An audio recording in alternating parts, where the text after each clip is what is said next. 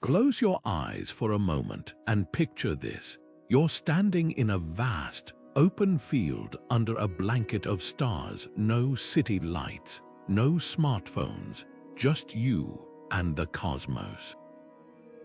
Now imagine doing this not as a moment of escape, but as part of your everyday life, your planting season, your travel routes, the very layout of your home and temple, all of it guided by the silent, steady movements of the stars above. This wasn't some far-off dream. For ancient peoples across the globe, this was reality. Long before satellites or GPS, civilizations were already master cartographers, not of the earth, but of the heavens. From the very beginning, humanity has looked up. We've traced patterns in the night sky, told stories about the constellations, and built monuments that still leave us breathless with their precision and ambition. The pyramids of Egypt, the temples of the Maya, the stone circles of Britain, these weren't just buildings. They were maps, living, breathing interfaces between the earthly and the divine, designed to mirror cosmic order and bring the rhythms of the universe down into daily life. These hidden cartographers didn't just observe the stars, they wove them into agriculture, architecture, myth, and ritual, creating a world where the sky was never out of reach. In this video, we're going to uncover their secrets. We'll journey across time and culture to explore how ancient civilizations turned the cosmos into a practical and spiritual guide, transforming the movement of planets and stars into meaning you could build with, plant by, and live within. We'll see how star lore shaped empires, how lunar cycles dictated daily routines, and why this celestial wisdom still speaks to us today. This is more than history. It's a rediscovery of a lost art, the art of reading the sky not as a distant mystery, but as a map to our own place in the universe. So come with us, let's trace the lines these star mappers left behind and learn what it truly means to navigate by the light of the cosmos. But how did it all begin? Before grand temples or written languages, there was simply the night sky, a vast, uncharted expanse that early humans watched with a mix of awe and necessity. This wasn't a passive pastime. It was an active, vital engagement with the world. The very first observers noticed how certain stars would appear on the horizon just before the rains came, or how the moon's changing face seemed to influence the tides and the behaviors of animals. They began to connect these celestial events with the rhythms of their own lives, realizing that the heavens held the key to survival itself. Knowing when the seasons were about to change meant the difference between a bountiful harvest and starvation, between a successful migration and getting caught in a deadly storm. So they watched and they learned and they remembered, passing this crucial knowledge down through generations long before a single word was ever written. This incredible leap from observation to application is etched into the very earth at sites like Nabta Playa. Located in what is now the Egyptian Sahara, this site dates back over 7,000 years. It's one of the oldest known astronomical alignments in the world, even older than Stonehenge. Here, a group of nomadic cattle herders arranged stones in a circle, carefully positioning them to line up with the summer solstice sunrise and the rising points of key stars. Think about that for a moment. These were not a settled, agricultural people with permanent cities. They were nomads, yet they felt the profound need to create a permanent, physical record of the sky's movements. This stone calendar allowed them to predict the coming of the monsoon rains, which meant life-giving water would soon fill the Playa Basin, creating pasture for their herds. Their entire economic and spiritual world revolved around this celestial clock. This practice of sky reading became humanity's first true interdisciplinary science, blending careful observation with myth-making, navigation, and community planning. It was a universal language spoken in different dialects across the globe. In the frozen north, people tracked the sun's low arc to anticipate the long winter darkness. In the Pacific, navigators memorized the paths of stars to cross unimaginable distances of open ocean. In every case, the goal was the same: to harmonize human existence with the grand, predictable cycles of the cosmos. This foundational work didn't just tell them where they were, it told them when they were, providing a sense of order and place in a vast, often unpredictable world. It was the essential first step in a much longer journey, the journey to not just live under the stars, but to truly live with them, weaving their light into the very fabric of daily life. But observation alone wasn't enough. To truly embed this celestial knowledge into the heart of culture, ancient peoples needed something more powerful and enduring than stone circles.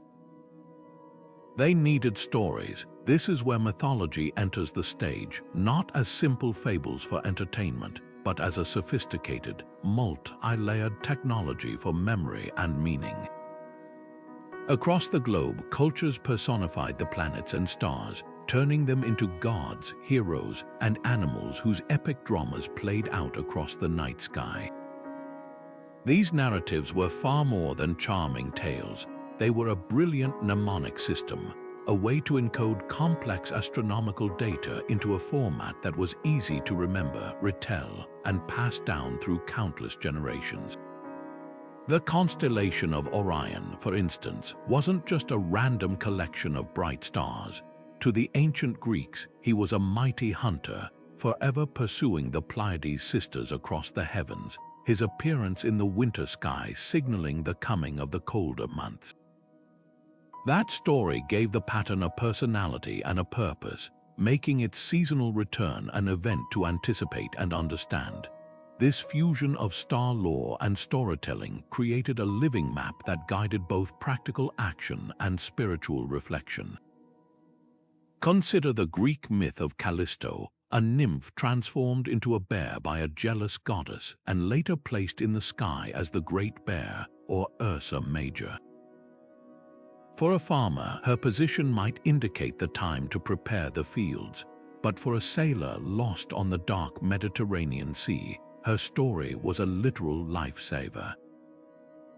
The tale emphasized that the bear never dipped below the horizon, and by extension, the two stars at the end of her celestial form, which we call the pointer stars, always pointed the way to Polaris, the steadfast North Star. A myth about betrayal and redemption became, in practice, the most reliable navigation tool available, seamlessly blending moral parable with essential, real-world wayfinding. This intricate weaving of cosmos and culture was a universal phenomenon.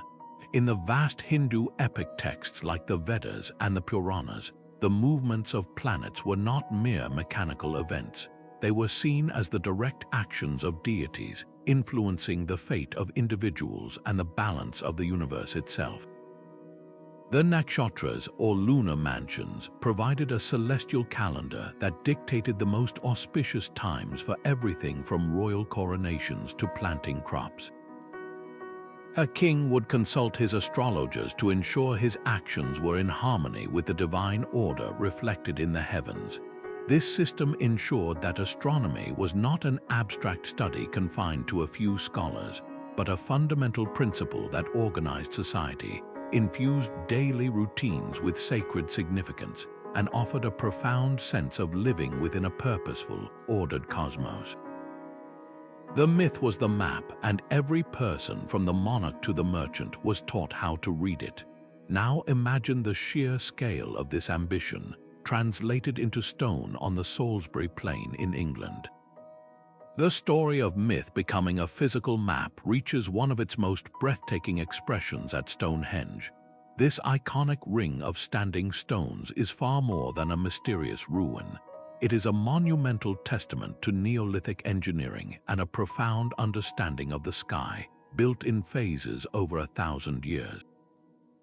Its construction required an immense communal effort, moving colossal bluestones from mountains over 150 miles away and shaping even larger local sarsen stones with nothing but stone tools and immense determination.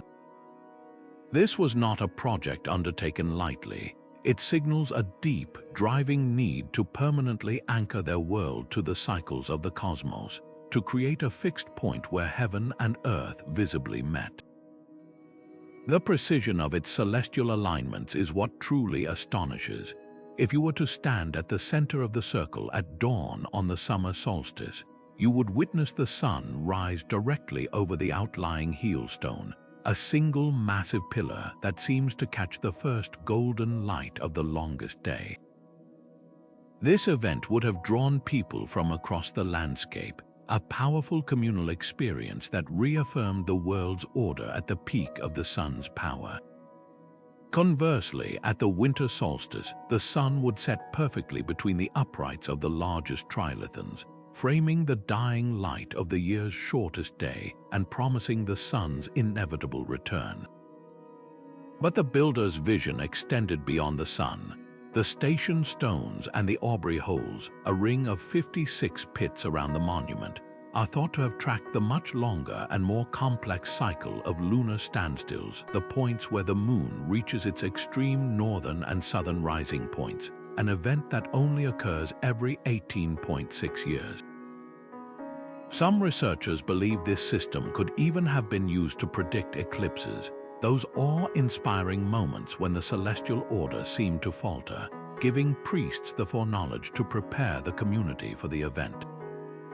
This function as a precision calendar transformed Stonehenge into the heart of Neolithic society.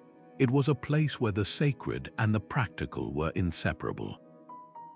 The solar and lunar alignments dictated the timing of crucial agricultural activities: when to plant, when to harvest, when to breed livestock. They also governed the ritual calendar, scheduling ceremonies, festivals, and gatherings that strengthened social bonds and reinforced the authority of the spiritual leaders who could read the sky. The architecture itself, with its alternating shapes of tall sarsens and smaller bluestones, may have symbolized a union of the sun and moon or the blending of different communities. By encoding their celestial knowledge into this durable stone interface, the builders created a permanent engine of culture.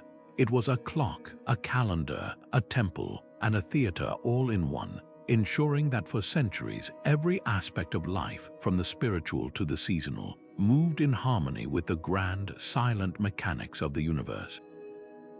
Yet the ambition of the Egyptians reached far beyond aligning with a single star. They sought to capture the very essence of their cosmic worldview in stone, and this is most famously illustrated by the extraordinary alignment of the Great Pyramid's southern air shaft. These narrow, claustrophobic tunnels, long a mystery to archaeologists, were precisely angled to frame specific celestial objects. One shaft targets the belt of the Orion constellation, which the Egyptians knew as Sa, the celestial embodiment of the god Osiris, the lord of the afterlife and the ruler of the dead. Another shaft points directly toward Sirius, the brightest star in the night sky, which was associated with Isis, the goddess of magic and the wife of Osiris. This wasn't random stargazing. It was a deliberate architectural plan to create a permanent physical link between the pharaoh's eternal resting place and these specific divine entities. The pyramid wasn't just a tomb, it was a machine for the soul's journey, a launchpad designed to project the pharaoh's spirit directly into the cosmic realm to take his place among the imperishable stars. This celestial architecture was also deeply intertwined with the daily rhythm of Egyptian life and the immense power of the state. The pyramids did not build themselves. Their construction was a national project that mobilized tens of thousands of workers, artisans, and overseers, all operating under the divine authority of the pharaoh. The precise timing of this construction, the organization of labor, and the logistics of supplying this massive workforce were all likely governed by the stars. The annual flooding of the Nile, which was predicted by the heliacal rising of Sirius, would have suspended agricultural work, freeing up a vast labor force to participate in the monumental building projects. In this way, the very cycles of the cosmos dictated the economy and the national agenda. The pyramid complex was the ultimate expression of the pharaoh's power, demonstrating his ability to command both human and natural resources to achieve a cosmic goal. It was a statement that the ruler on earth was in perfect harmony with the gods in heaven, and that this harmony ensured the stability and prosperity of the entire kingdom. The legacy of the pyramid builders is one of breathtaking precision and profound symbolic meaning. The Great Pyramid's base is almost a perfect square, with its sides aligned to the four cardinal directions with an error of less than 1/15 of a single degree. This near-flawless orientation to true north, south, east, and west would have required incredibly sophisticated astronomical observation, likely using the circumpolar stars that never set to find a fixed celestial anchor point. For the Egyptians, this accuracy was not just a display of technical skill, it was a spiritual necessity. They believed their kingdom was a mirror of the perfect, orderly cosmos, and the pyramid was the axis mundi, the central pillar that connected the two realms. By building this perfect earthly reflection of the heavens, they were ensuring that the fundamental principle of cosmic order, truth, and justice was maintained. The pyramids, therefore, stand not as silent, sepulchral monuments to death, but as the most vibrant and enduring witnesses to a civilization that lived, breathed, and built its entire identity upon its sacred connection to the stars. While the Egyptians built monuments to eternity, another civilization, nestled between the Tigris and Euphrates rivers, was perfecting a different form of celestial cartography, one not carved in stone, but meticulously impressed upon soft clay. The Babylonians approached the heavens with a systematic, almost bureaucratic precision. Their astronomers, who were also priests and scribes, spent countless nights on the flat rooftops of ziggurats, tracking the slow, deliberate dance of the planets against the backdrop of fixed stars. Every observation was a data point, carefully recorded in cuneiform on clay tablets that would then be baked hard, creating a permanent library of the sky's movements spanning centuries.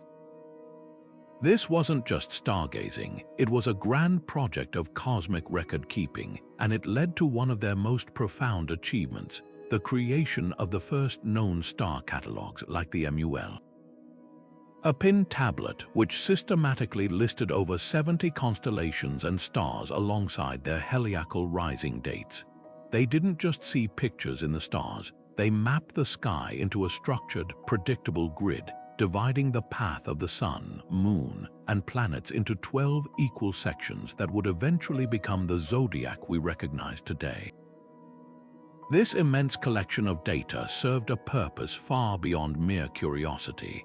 For the Babylonians, the universe was a single, interconnected entity where the macrocosm of the heavens directly influenced the microcosm of earthly events. This belief gave rise to the sophisticated practice of astral divination, known from the vast collection of texts called the Enuma Anu Enlil. In this system, nothing in the sky happened by chance. A lunar eclipse was not simply a shadow falling on the moon. It was a dire omen, a celestial warning of potential calamity for the king or the land. The appearance of the planet Venus, which they associated with the goddess Ishtar, could be interpreted as either a sign of coming abundance and fertility or a harbinger of conflict and strife, depending on its position and brightness. A meteor streaking across the night sky might signal an impending invasion. The priest's role was to act as translators, the indispensable intermediaries who could decode these celestial messages and provide a forecast for the future, much like a meteorologist predicts weather patterns today. This made astronomy the absolute bedrock of power and daily life in Mesopotamia.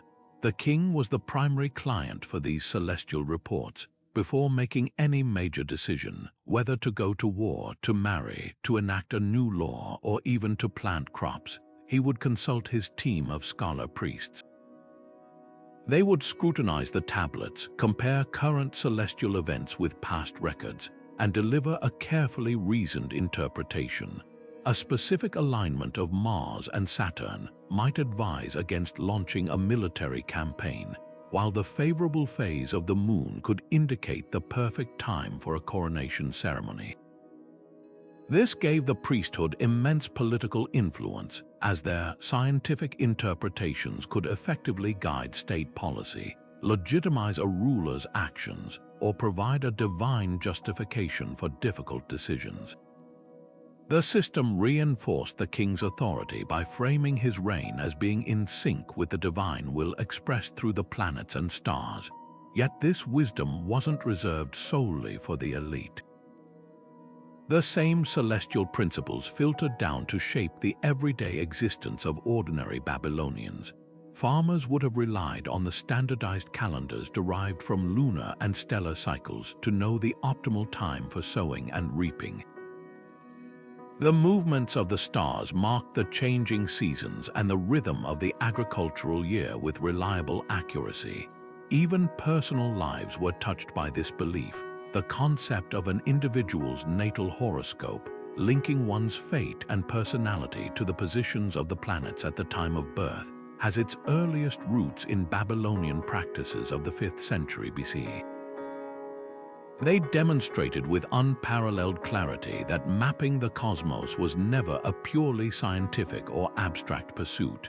It was a deeply cultural endeavor, a vital tool for governance, a source of social stability, and a framework that gave every level of society, from the king in his palace to the farmer in his field, a sense of order, meaning, and connection to the vast universe above. While the Babylonians were archiving the heavens on clay across the Atlantic Ocean, another civilization was achieving a level of astronomical sophistication that would remain unmatched for centuries. The Maya of Mesoamerica didn't just track time, they deified it, creating a cosmology where time itself was a sacred, animate force, and its measurement was the highest form of art and science. Their entire worldview was built upon the conviction that the cosmos operated in grand, repeating cycles, and by understanding these cycles down to the most minute detail, they could align human destiny with the rhythm of the gods. This wasn't merely about marking days on a calendar. It was about participating in a divine conversation written in the movements of the sun, the moon, and particularly the dazzling planet Venus. At the heart of this system was an interlocking network of calendars of astonishing complexity and precision. The two most important for daily life were the Tzolk'in and the Hab. The Tzolk'in, or sacred round, was a 260-day cycle composed of 20-day names combined with 13 numbers. This wasn't a random count. It was a spiritual almanac that dictated the nature of each day, identifying it as auspicious for planting, warfare, marriage, or sacrifice. It was a divinatory tool that touched every aspect of life. Running concurrently was the Hab, a 365-day solar calendar divided into 18 months of 20 days each, plus a final, ominous 5-day period known as the wove, considered a dangerous time when the boundaries between the worlds grew thin. Together, the Tzolk'in and Hab meshed like interlocking gears, only returning to the same combined date once every 52 years, a period known as the calendar round, which was a cause for immense ceremony and renewal. But the Maya vision extended far beyond this 52-year cycle. For truly monumental history, they used the long count, a linear calendar that counted the days from a mythical starting point they believed corresponded to August 11, 3114 BC in our Gregorian system. This allowed them to record events across spans of thousands of years with pinpoint accuracy. inscribing these dates on stelae to mark the reigns of kings and the anniversaries of cosmic events, viewing their present as a direct continuation of a deep mythic past. Their architectural genius was dedicated to making these celestial cycles visible and tangible. The city of Chichen Itza is a masterpiece of this principle. The Great Pyramid, known as El Castillo, has 4 sides, each with 91 steps. When you add the single step of the temple platform at the top, you get 365 steps, a massive physical representation of the Hob solar year. But the most profound astronomical alignment is found in the unique observatory known as El Caracol, the snail, named for its spiral interior staircase. This structure is a complex of windows and sightlines specifically engineered to track the movements of Venus. The Maya saw Venus as a twin deity associated with war and rain. Its appearance as the morning star was considered a baleful omen, a time when its light could throw spears of malice onto the world below. The sightlines in El Caracol are precisely aligned to frame Venus at its most extreme northerly and southerly setting points on the horizon. This allowed the priests to predict its cycles with incredible accuracy, knowing exactly when this powerful celestial actor would enter the stage of the night sky, information that was crucial for timing military campaigns and royal rituals. This deep knowledge was meticulously recorded in bark paper books called codices, of which only a handful survived the humid climate and later destruction. The Dresden Codex, for instance, contains detailed Venus tables that track its 584-day cycle across decades, and even includes corrections to maintain accuracy over centuries, demonstrating a sophisticated understanding of celestial mechanics. It also contains elaborate tables for predicting solar eclipses, events that were seen as moments of potential cosmic upheaval. For the Maya, this wasn't abstract math, it was a form of diplomacy with the gods. The ruler, or Kayuhul-Ajor, Holy Lord, was the central mediator in this relationship. His very duty was to perform rituals at the exact moments prescribed by the calendar's bloodletting ceremonies, ball games, and ascensions to the throne, all designed to maintain the cosmic balance and ensure the sun would rise, the rains would come, and the world would continue its cycle. Their cities were not just collections of buildings, they were vast cosmic diagrams laid out on the landscape, designed as sacred theaters where the drama of time, orchestrated by the stars, was continuously performed. This meticulous attention to the heavens was a defining feature of power in another great ancient civilization, where astronomy was treated not as public knowledge but as a closely guarded state secret. In ancient China, the emperor's right to rule, known as the Mandate of Heaven, was believed to be directly granted and monitored by the cosmos itself. A sudden comet, an unexpected eclipse, or a rare planetary alignment weren't just celestial events. They were urgent communiques from the universe about the emperor's virtue and the health of his reign. To misinterpret these signs could mean chaos, while to read them correctly was to ensure stability and prosperity for the entire empire. This immense responsibility fell to a small, elite group of court astrologers known as the Taishiguan. These scholar officials occupied a position of tremendous influence and peril, working from dedicated imperial observatories. Their task was to maintain a continuous, unbroken watch of the night sky, meticulously recording every anomaly on bamboo slips and later silk scrolls. They catalogued guest stars, what we now know were supernovae like the one observed in 105 4C that was visible in daylight for weeks. They tracked the precise paths of planets, noting any unusual conjunctions. The appearance of a comet, which they called a broom star, was seen as a celestial sweeping away of the old order, a potent omen that often prompted deep introspection, policy changes, or even the abdication of an emperor deemed to have lost the favor of the heavens. This system of astral divination was the ultimate check on imperial power. The concept of the mandate of heaven meant that a ruler's authority was not absolute. It was conditional upon his moral conduct and his ability to maintain harmony between the human world and the natural order. The sky was the primary billboard where approval or disapproval was posted.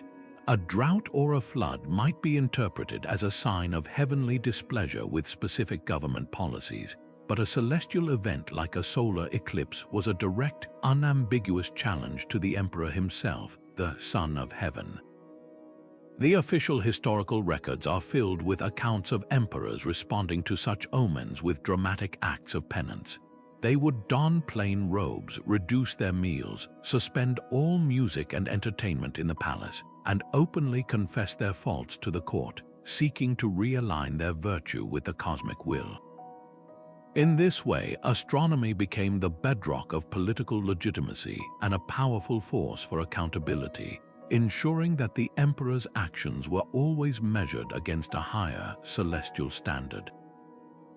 For the common people, however, the cosmos was integrated into daily life through a more accessible and enduring system, the Chinese zodiac and the lunisolar calendar. While the emperor worried about comets, farmers and families organized their lives around the 12-year cycle of animal signs, the rat, ox, tiger, rabbit, and so on, each believed to impart specific personality traits and fortunes to those born under its watch. Far more practical was the agricultural calendar, a sophisticated blend of lunar and solar cycles. Months were based on the phases of the moon, but an extra month was inserted every few years, a leap month, to keep the calendar in sync with the solar seasons and ensure that traditional festivals always fell at the correct time of the agricultural year. This ensured that the Kingaming festival always coincided with the spring planting season and the Mid-Autumn festival with the autumn harvest. The sky was also divided into larger constellations that marked the seasons. The azure dragon of the east heralded the lush growth of spring. The vermilion bird of the south signified the fiery heat of summer. The white tiger of the west represented the harsh metal of autumn and harvest, and the black tortoise of the north symbolized the hidden potential and rest of winter. This celestial menagerie provided a poetic yet practical framework that everyone, from the peasant to the poet, could use to understand their place in the cyclical flow of time. This cosmic thinking was physically etched into the very landscape of power. The design and orientation of capital cities, most famously Chang'an and later Beijing, were deliberate reflections of the celestial order. The imperial palace was always situated in the north, mirroring the North Star's fixed, commanding position in the heavens, around which all other stars revolved. This wasn't just symbolism, it was a powerful architectural metaphor for the emperor's central, stabilizing role in the universe. The main gates, thoroughfares, and temples were meticulously aligned along a north-south axis, and the entire city layout often corresponded to astrological patterns. This created a sacred geography where the human realm was a direct microcosm of the celestial realm. To walk the streets of the capital was to move through a mirror of the heavens, a constant physical reminder that human order was a reflection of, and entirely dependent upon, cosmic order. The harmony of the empire literally depended on the harmony of the stars, and every aspect of life, from the emperor's rituals to the farmer's almanac, was a note in this grand cosmic symphony. Now shift your perspective from these grand stone monuments to the limitless expanse of the open ocean. Picture yourself on the deck of a double-hulled voyaging canoe, nothing but the vast, empty Pacific in every direction. The horizon is a perfect, unbroken circle. There are no landmarks, no GPS signals, no compasses. Your survival depends entirely on a different kind of map, one etched not in clay or stone, but in memory, song, and the living sky above. This was the reality for the Polynesian voyagers, the greatest navigators in human history. who mastered the art of wayfinding to settle the last untouched frontier on Earth, a domain of islands scattered across an ocean larger than all the world's landmasses combined. Their system of navigation, known as wayfinding, was a holistic science that integrated the entire environment into a single, readable text. While stars were their primary guideposts, they were never used in isolation. A master navigator, or PWO, was a living library of natural signs. He would read the subtle patterns of ocean swells, feeling how the canoe rocked against deep, rolling waves that originated from distant weather systems or reflected off far-off islands.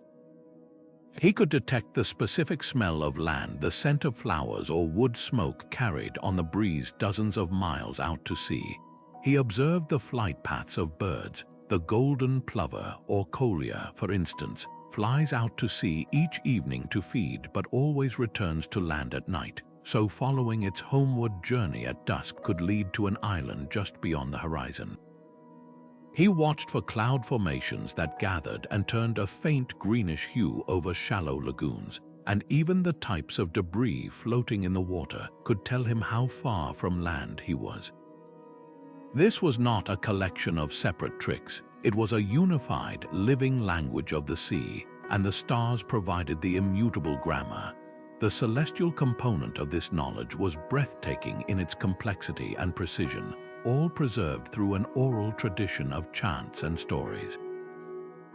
They didn't just see constellations as static pictures. They mapped the sky as a dome, mentally dividing it into 32 houses, or haka-noho, through which stars would rise and set at specific points on the horizon. A master navigator had memorized the rising and setting points for over 250 stars. Crucially, he knew that these points change with latitude. As he sailed north or south, he would observe that certain stars, which were just visible at the horizon from his home island, would either climb higher in the sky or disappear completely. This created a mental grid of latitude. To sail to Hawaii from the Marquesas, for instance, a navigator would follow the Iwa star line, guiding the canoe until the star Arcturus, known as Hokulea, which means star of joy, passed directly overhead, signaling they had reached the correct latitude. Then they would turn east, sailing against the wind and waves until they spotted the mountainous peaks of the islands. For finding direction, the Southern Cross, or Nu, was a crucial marker for due south, while its pointers indicated the south celestial pole. This knowledge was the most valuable possession a community could have, and it was passed down through generations in elaborate chants and apprenticeships that could last decades.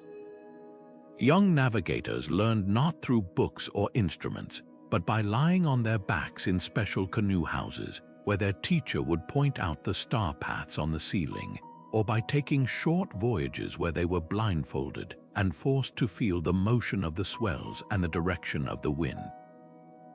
The stories of great voyages and the specific star paths to known islands were woven into the very fabric of their culture, ensuring that the map was never lost. This oral tradition turned the world's largest ocean into a navigable highway, a network of known routes connecting distant communities. It was a system of connection, not isolation, allowing for the exchange of goods, ideas, and genes across thousands of miles of open water, creating a shared cultural world that stretched from New Zealand to Rapa Nui to Hawaii. The achievement of the Polynesian navigators stands as an ultimate testament to the human capacity to integrate with the natural world. They didn't conquer the Pacific, they conversed with it. They listened to its rhythms, read its signs, and trusted the timeless patterns of the stars. Their voyages were the physical manifestation of a cosmic map, proving that the heavens could provide not just meaning or order, but a literal path to new worlds. They expanded the horizons of human possibility itself, using the oldest map imaginable, the star-dusted vault of the night sky, to undertake one of the most courageous chapters of exploration in our species' history. While the Polynesians were mastering the art of practical navigation through oral tradition, a profound intellectual revolution was taking shape on the rocky shores and in the sunny agoras of ancient Greece. Here, a new way of thinking about the cosmos was being born, one that sought to move beyond the descriptive stories of myth and into the predictive power of mathematics. The Greeks embarked on a monumental project to explain the universe not just through the whims of gods, but through the immutable laws of geometry and reason.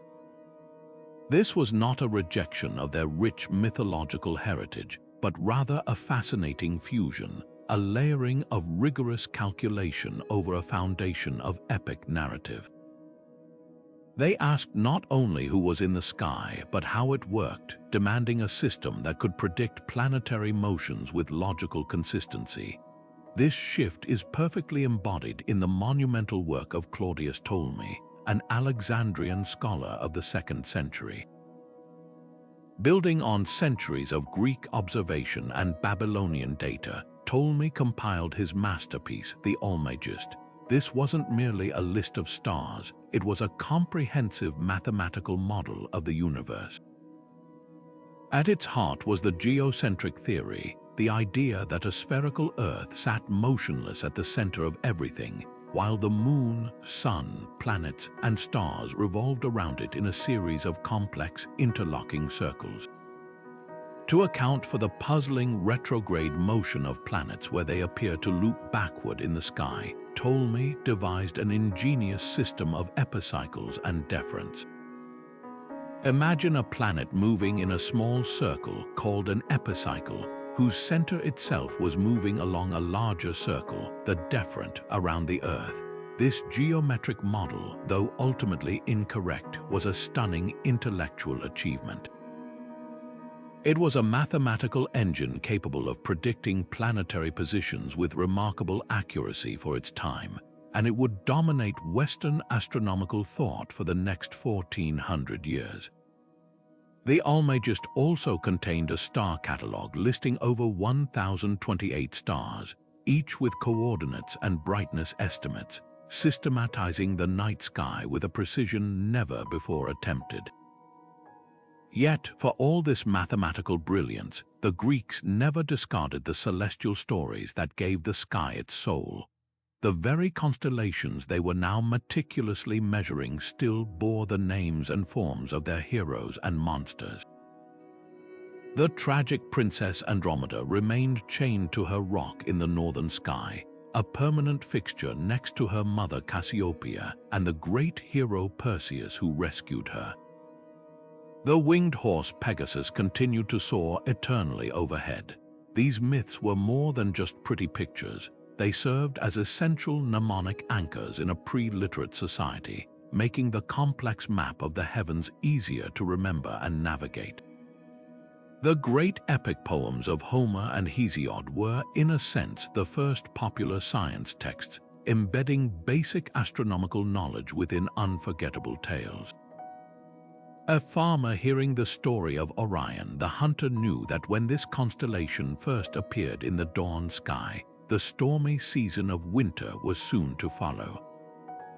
The narrative provided the context, while the developing science sought to explain the mechanics.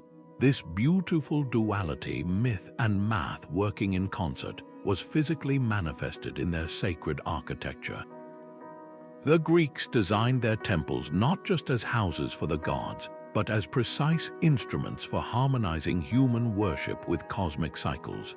The Parthenon on the Acropolis, dedicated to the goddess Athena, is famously aligned with the rising sun on the day of the Panathenaic festival, a key event in the Athenian religious calendar.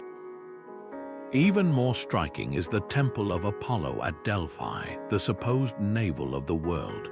Its precise orientation captures the sun's rays on specific significant dates, illuminating the inner sanctum where the priestess, the Pythia, delivered her oracles. This alignment suggests that the divine messages were believed to be most potent when delivered in concert with specific celestial events. The temple itself became a bridge, its stone geometry channeling the power of the cosmos into the heart of human spiritual practice. Perhaps no single experiment better captures the Greek genius for applying simple geometry to profound questions than that of Eratosthenes of Cyrene. Around 240 BCE, while serving as the chief librarian at the legendary Library of Alexandria, he devised a beautifully simple method to calculate the circumference of the entire Earth. He had learned that in the city of Sin, now Aswan, on the day of the summer solstice, the sun shone directly overhead at noon, illuminating the bottom of a deep well. This meant the sun's rays were perfectly vertical.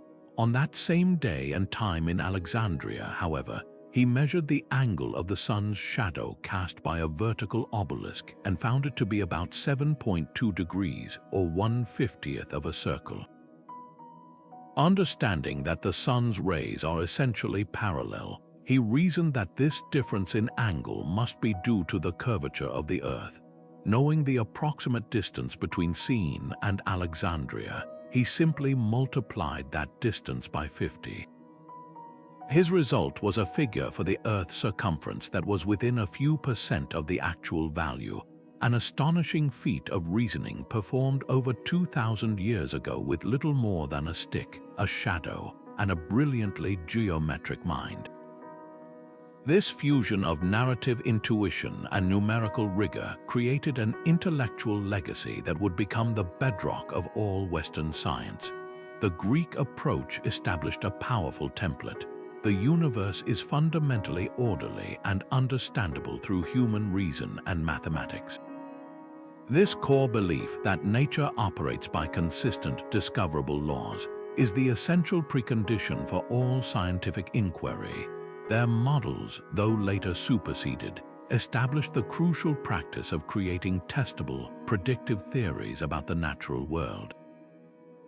They built a bridge from a cosmos governed by storytelling to one governed by geometry, and in doing so, they gave us the conceptual tools to eventually leave our earthly home and reach for the very stars they so carefully mapped.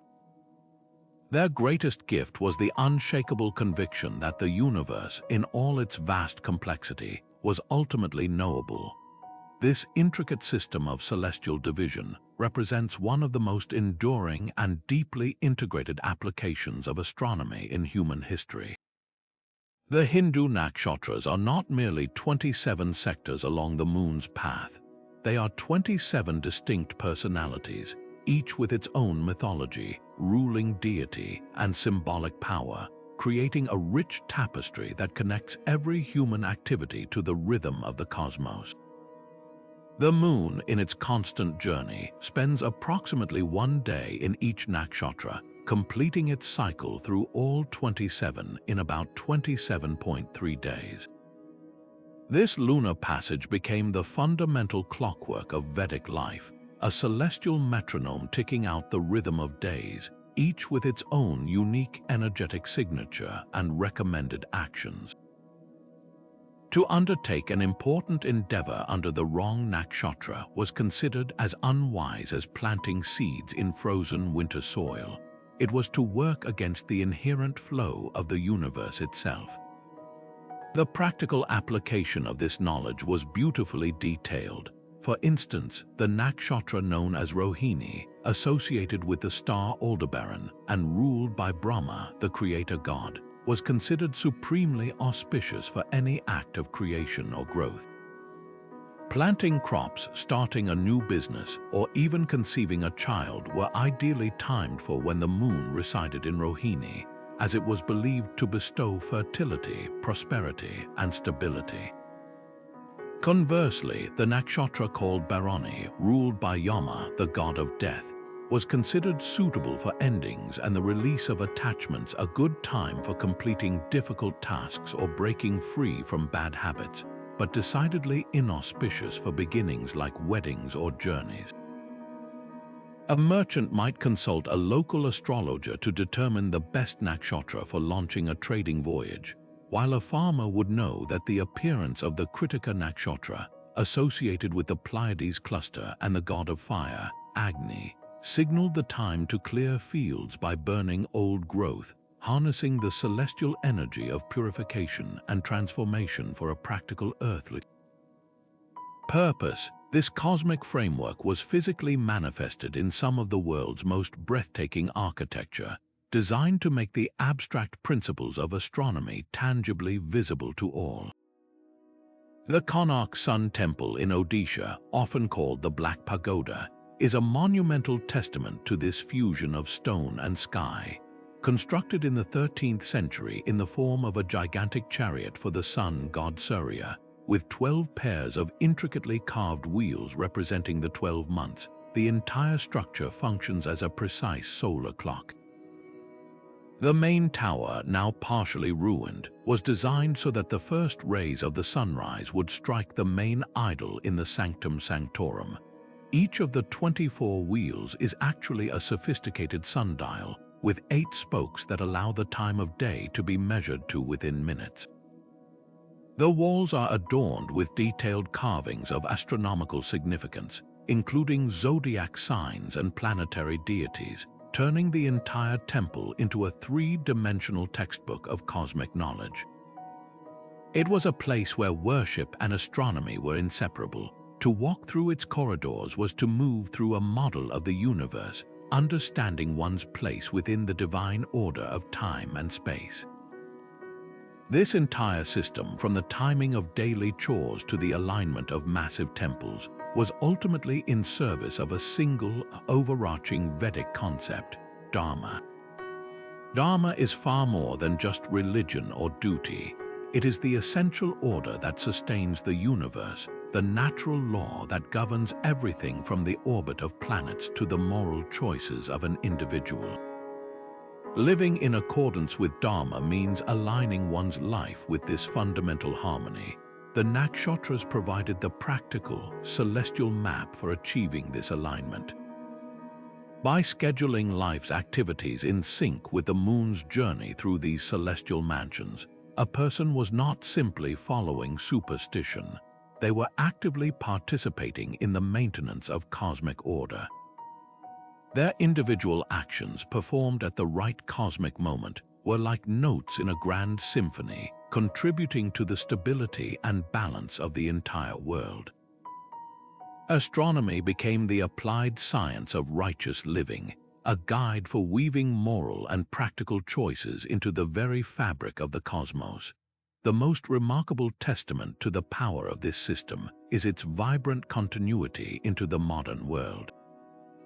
In contemporary India, the nakshatras are not relics of a forgotten past but living entities that continue to guide millions.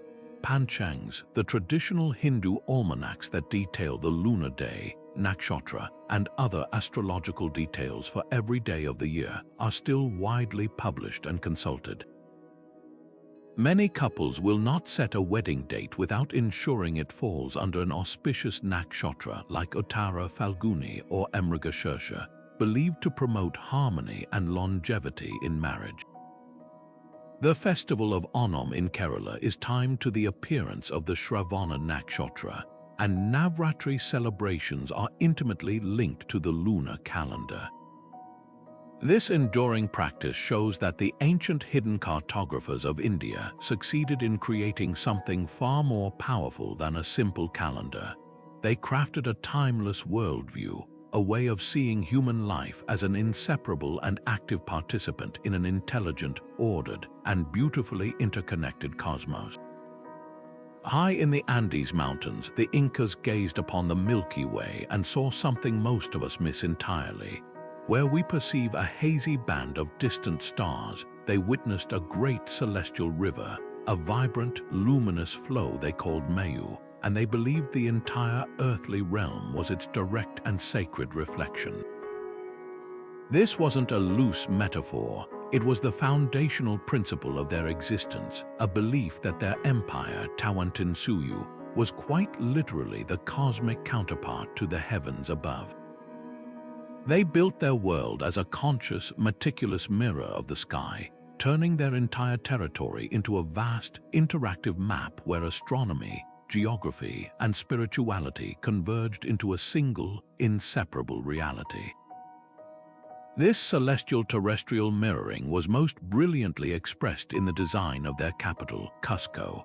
The city itself was laid out in the form of a giant puma, a powerful sacred animal, with the formidable fortress of Sacsayhuaman forming its head and the converging rivers of the city outlining its body. But the true genius of Cusco's design lay in a system of radiating lines called sex. These were invisible spiritual pathways that originated from the Coricancha, the magnificent temple of the sun at the city's heart. Along these secs, the Incas constructed hundreds of Huacas sacred shrines that could be a natural spring, an unusual rock formation, a hilltop, or a built altar. The entire system was staggering in its complexity, with some 400 Huacas organized along 42 sec lines. This was not just a sacred geography, it was a colossal calendar and a civic registry. The order in which Huacas were visited for rituals marked the passage of time throughout the year, and each shrine was maintained by a specific family or clan, weaving social structure directly into the cosmic plan. The most profound connection, however, was yet to come. The Incas looked into the dark spaces within the bright band of the Milky Way, the great clouds of interstellar dust that obscure the light of distant stars. Where we might see simple emptiness, their mythopoeic vision discerned distinct, dark constellations. These were not patterns of stars, but shapes of blackness silhouetted against the stellar river. They saw a great celestial llama, a baker, a shepherd, a serpent, and a toad, among others. These dark constellations were the true celestial counterparts to the earthly Huacas. The sec system of Cusco was a direct projection of these dark constellations onto the land. Each terrestrial Huaca corresponded to a specific point in a dark celestial pattern, creating an intricate point-for-point map where every sacred site on Earth had its twin in the sky. This meant that to walk the lines of the secs around Cusco was to literally walk the pattern of the Milky Way as it was seen in the dry season. This cosmic mapping dictated the rhythm of life for the entire empire.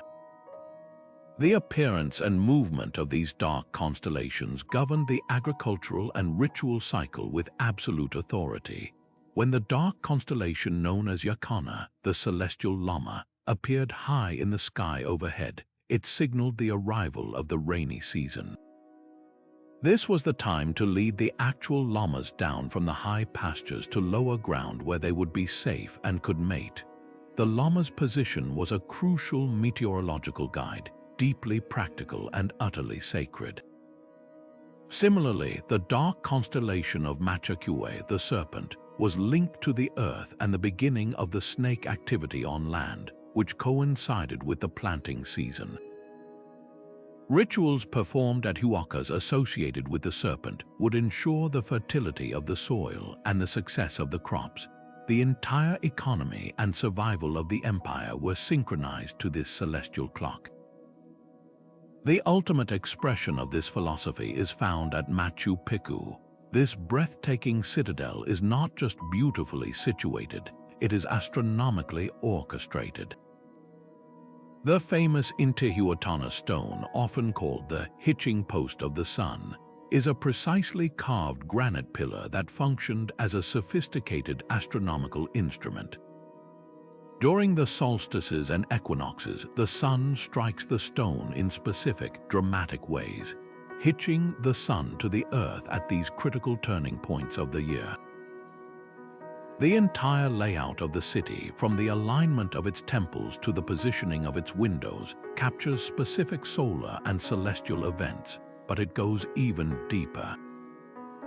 The entire site is believed to be a giant representation of the Andean cosmos, with its peaks and structures mirroring the surrounding sacred mountains, or apus, which themselves were seen as earthly manifestations of celestial power.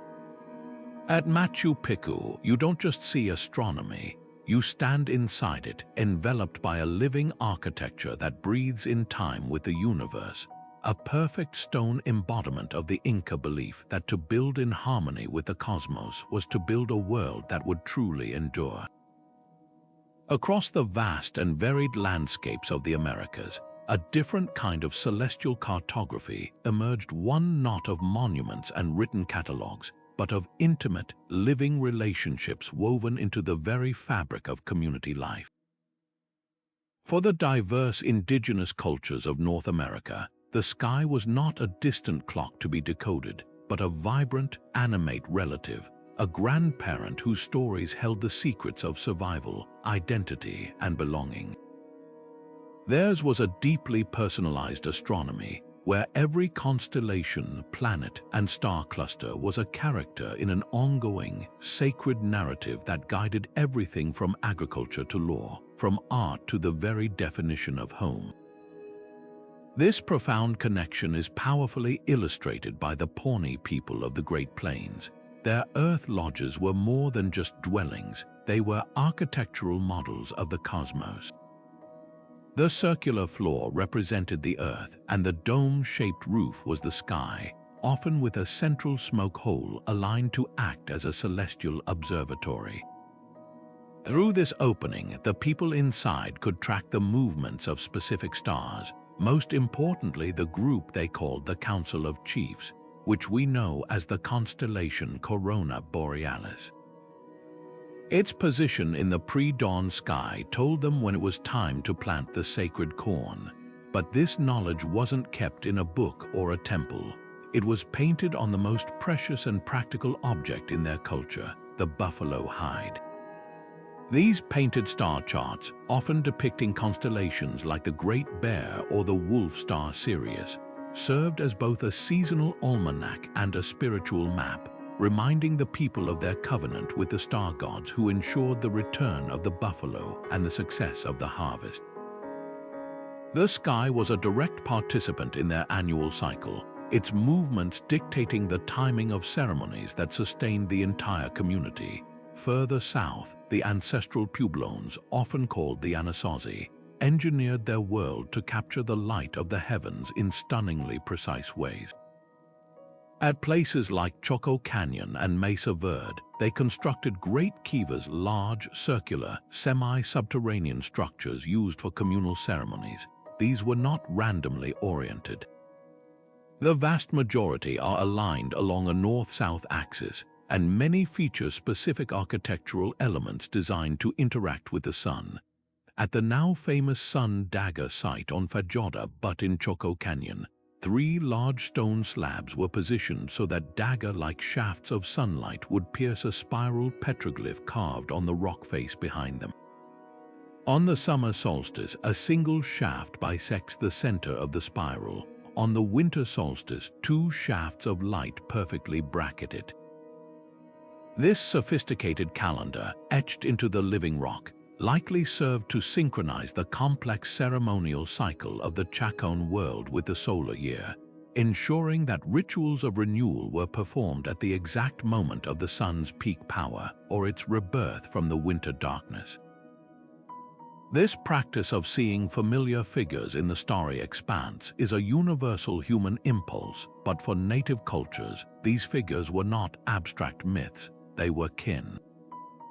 The Lakota people of the Northern Plains look at the Big Dipper and do not see a simple ladle. They see Matotupilla, the bear's lodge.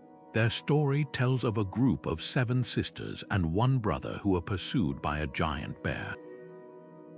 As the bear closed in, the ground beneath the children rose up into a great tower, the now geological formation of Devil's Tower in Wyoming.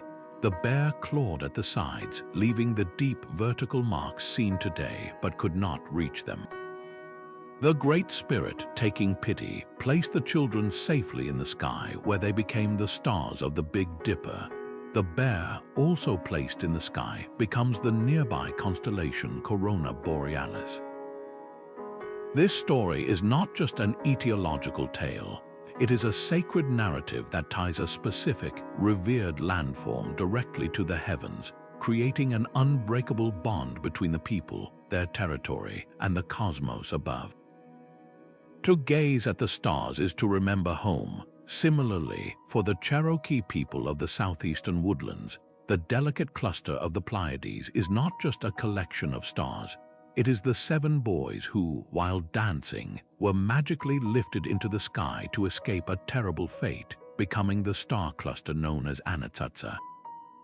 Their appearance in the evening sky in late spring signals the time to begin the new planting cycle, particularly for corn, the staple of life.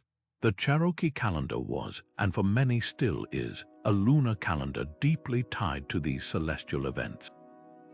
Each month is named for the most prominent natural event occurring within it, and the timing of these events is cued by the stars.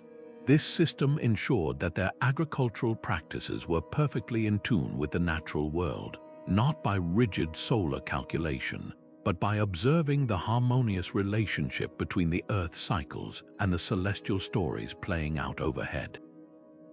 The sky was their gardener's almanac, its narratives providing the precise, timely knowledge needed to sustain life. What unites these incredibly diverse traditions is a shared worldview that sees the cosmos as a relational space, a web of connections where human identity is forged through interaction with the stars. Celestial knowledge was not the exclusive domain of a priestly class. It was communal property passed down through stories told around winter fires, enacted in public ceremonies, and encoded in the art adorning pottery, baskets, and clothing. A Navajo weaver incorporating a specific geometric pattern into a blanket is not just creating decoration. She is weaving a cosmic principle into a tangible object for daily use. A Hopi carver creating a Kachina doll is giving physical form to a spiritual intermediary that connects the people to the forces of rain and fertility, forces themselves governed by the celestial cycles. This deeply personal and communal approach to the sky offers a crucial reminder. The ancient impulse to map the heavens was never solely about the cold, hard calculus of navigation or timekeeping. It was and is about something far more profound, the human need to find our place in a vast, mysterious universe. For native peoples, the stars provided a framework for understanding who they were, where they came from, and how they were to live in right relationship with each other and the world around them. Their celestial maps were not charts to be filed away, but living stories to be lived by, ensuring that every member of the community, from the smallest child to the eldest elder, could look up and see not just points of light, but a reflection of their own history, their values, and their enduring connection to all of creation. While the Western world navigated the political and social fragmentation of the early medieval period, a brilliant flame of intellectual inquiry was being kindled in the Islamic world. This was not an isolated phenomenon, but a breathtakingly open and collaborative project, a true golden age fueled by a deep reverence for knowledge, or ilm, which was considered a path to understanding Allah's creation. Rather than rejecting the wisdom of other cultures, Muslim scholars became its greatest curators and innovators, actively seeking out and translating ancient Greek, Persian, Indian, and even Syriac texts into Arabic. In the legendary House of Wisdom in Baghdad, established by the Abbasid caliphs, teams of Christian, Jewish, and Muslim scholars worked side by side, meticulously preserving the works of Ptolemy, Aristotle, and Aryabhata. This massive translation movement did more than just save classical knowledge from being lost. It created a new, synthesized foundation upon which Islamic science could build, pushing the boundaries of celestial mapping further than ever before. This commitment to precision demanded new and better tools, leading to a revolution in astronomical instrumentation.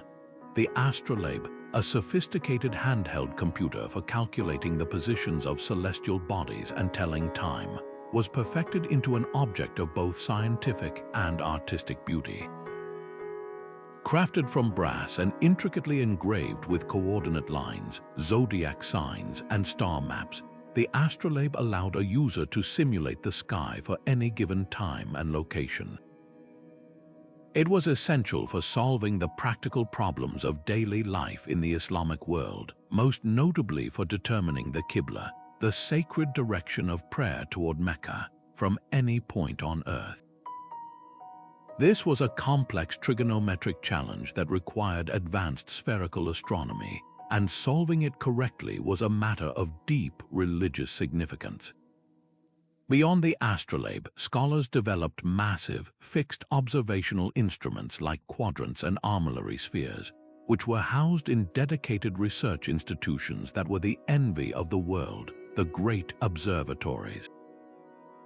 The observatory at Marrakech, established in the 13th century under the patronage of the Ilkhanid ruler Hulagu Khan, was a scientific powerhouse on an unprecedented scale.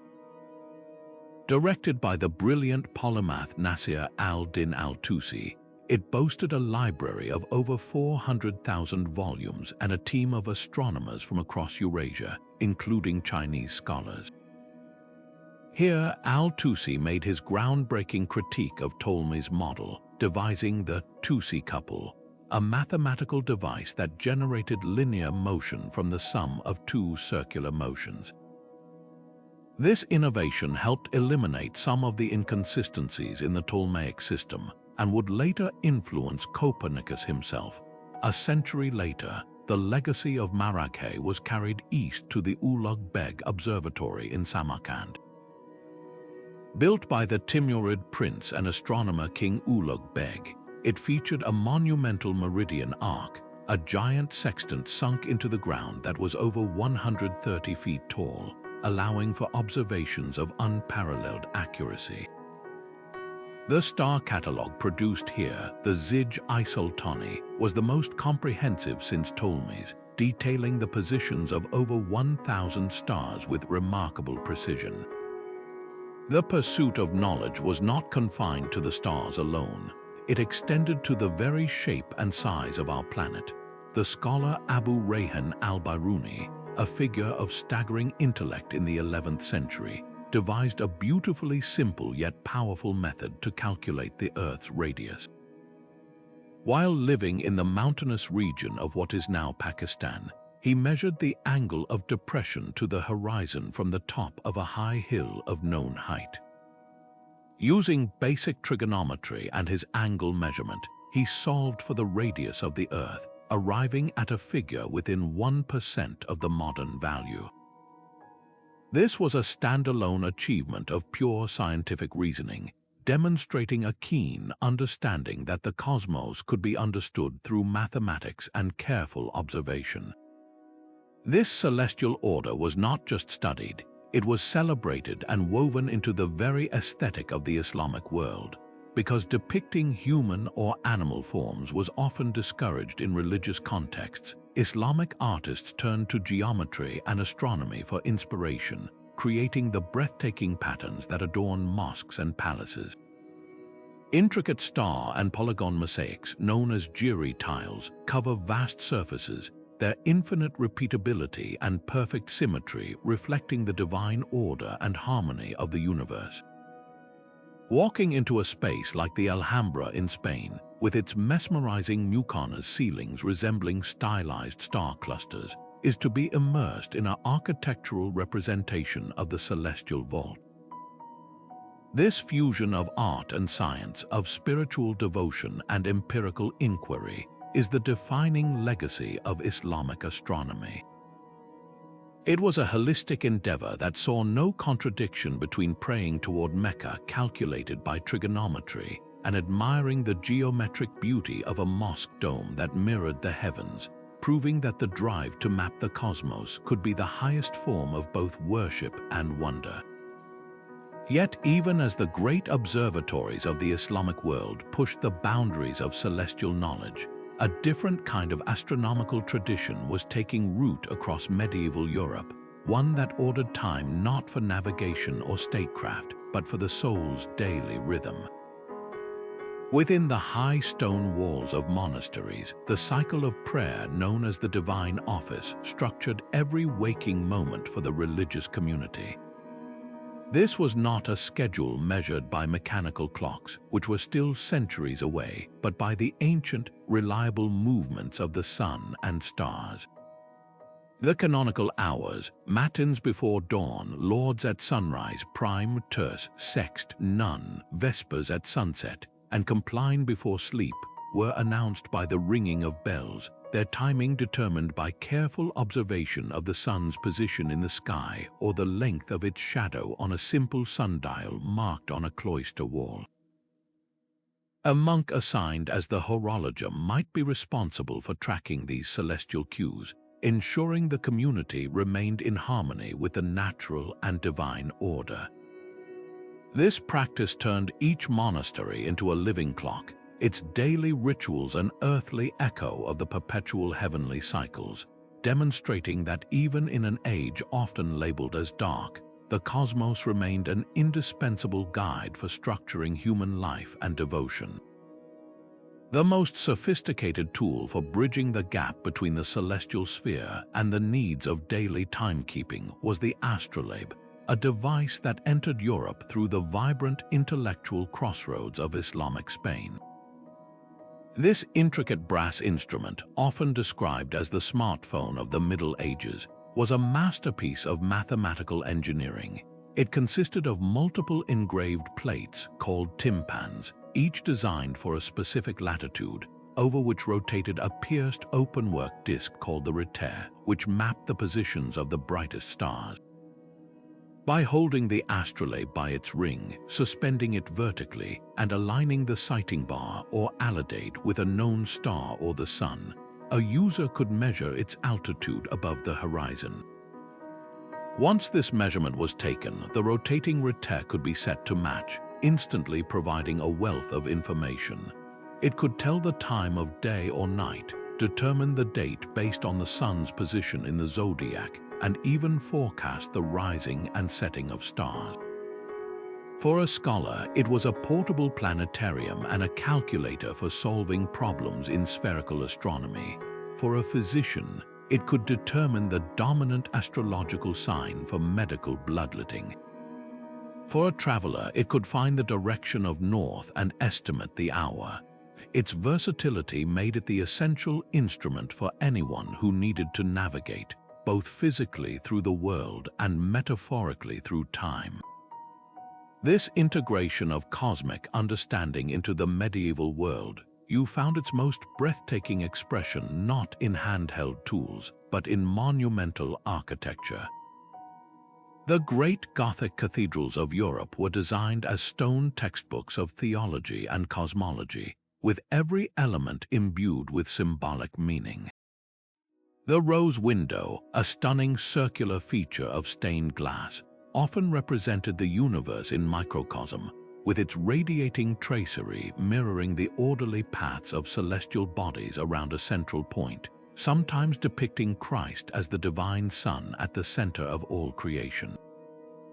Perhaps the most fascinating cosmic feature is the labyrinth, a large circular pattern set into the floor of cathedrals like charters.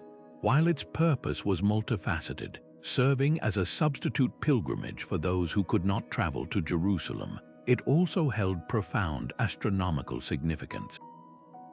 The path's 11 concentric circles, which pilgrims would walk in a meditative, winding journey to the center and back, correspond to the number of lunar cycles in a year. The labyrinth itself becomes a symbolic map of the soul's journey through the complexities of time and the cosmos toward spiritual enlightenment and return. Even the very layout of these cathedrals was often aligned on an east-west axis, with the altar in the east so that the rising sun on the morning of the church's patron saint's day would illuminate it in a dramatic burst of light, connecting the sacred ceremony directly to a specific celestial event. This period powerfully refutes the notion of a dark age devoid of scientific curiosity. Instead, medieval Europe acted as a crucial bridge, preserving the classical knowledge of the Greeks and Romans while actively absorbing and adapting the advanced astronomical tools and theories from the Islamic world. Monastic scribes painstakingly copied ancient texts, keeping the flame of learning alive, while scholars at emerging universities in places like Oxford and Paris began to grapple with these ideas, setting the stage for the scientific revolutions to come. The astrolabe, the cathedral labyrinth, and the monastic herarium all tell a story of a culture that was deeply engaged in mapping the cosmos onto its daily existence. They sought not to conquer the heavens through empirical science alone, but to understand their place within a divine, ordered universe, using every tool at their disposal from the mathematical to the architectural, to weave the rhythm of the stars into the very fabric of their faith and their fledgling intellectual life. Emerging from the medieval mindset, Europe experienced an intellectual and cultural explosion that would forever change our relationship with the heavens. The Renaissance, meaning rebirth, was not merely a revival of classical ideas but a fundamental shift in perspective, a new willingness to observe, question, and represent the world with fresh eyes. This spirit of inquiry extended powerfully upward, transforming the practice of celestial mapping from a tool for timekeeping and divination into a breathtaking fusion of artistic beauty and rigorous scientific ambition. For the first time, the sky was not just something to be read for practical or spiritual guidance. It was a realm to be charted, measured, and understood on its own terms, and this new cartography required the hands of both the artist and the astronomer. This convergence is perfectly captured in the work of the German artist and printmaker Albrecht Dürer. In 1515, he published the first printed star charts in the Western world, a pair of panoramic views of the northern and southern celestial hemispheres. These were not dry, technical diagrams. Dürer, a master of the Northern Renaissance, rendered the constellations with exquisite artistic detail. The figures of Perseus, Hercules, and Andromeda were depicted not as simple stick figures or abstract points, but as fully realized, dynamic forms drawn from classical mythology, gracefully superimposed upon a coordinate grid of ecliptic longitude and latitude. This was a monumental achievement in mass communication. For the first time, a reasonably accurate map of the stars could be widely distributed, allowing scholars, sailors, and artists across the continent to share a common view of the heavens. Dürer's charts served a dual purpose. They were scientifically useful for their positional accuracy, yet they were also beautiful works of art that celebrated the mythical narratives forever linked to the stars. They established a template that would endure for centuries, where the objective science of astronomy was presented through the subjective lens of human culture and artistry. This artistic impulse found another magnificent expression in the creation of celestial globes.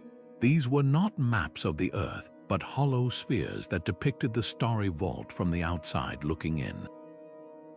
Crafted from papier-mâché or wood and covered in plaster, they were meticulously hand-painted with the constellations, often in gold leaf on a deep blue background, then varnished to a brilliant shine. The most luxurious were made in the workshops of Flanders and the Netherlands, transforming scientific instruments into objects of great beauty and status for wealthy patrons and royal courts. Yet their function was profoundly practical.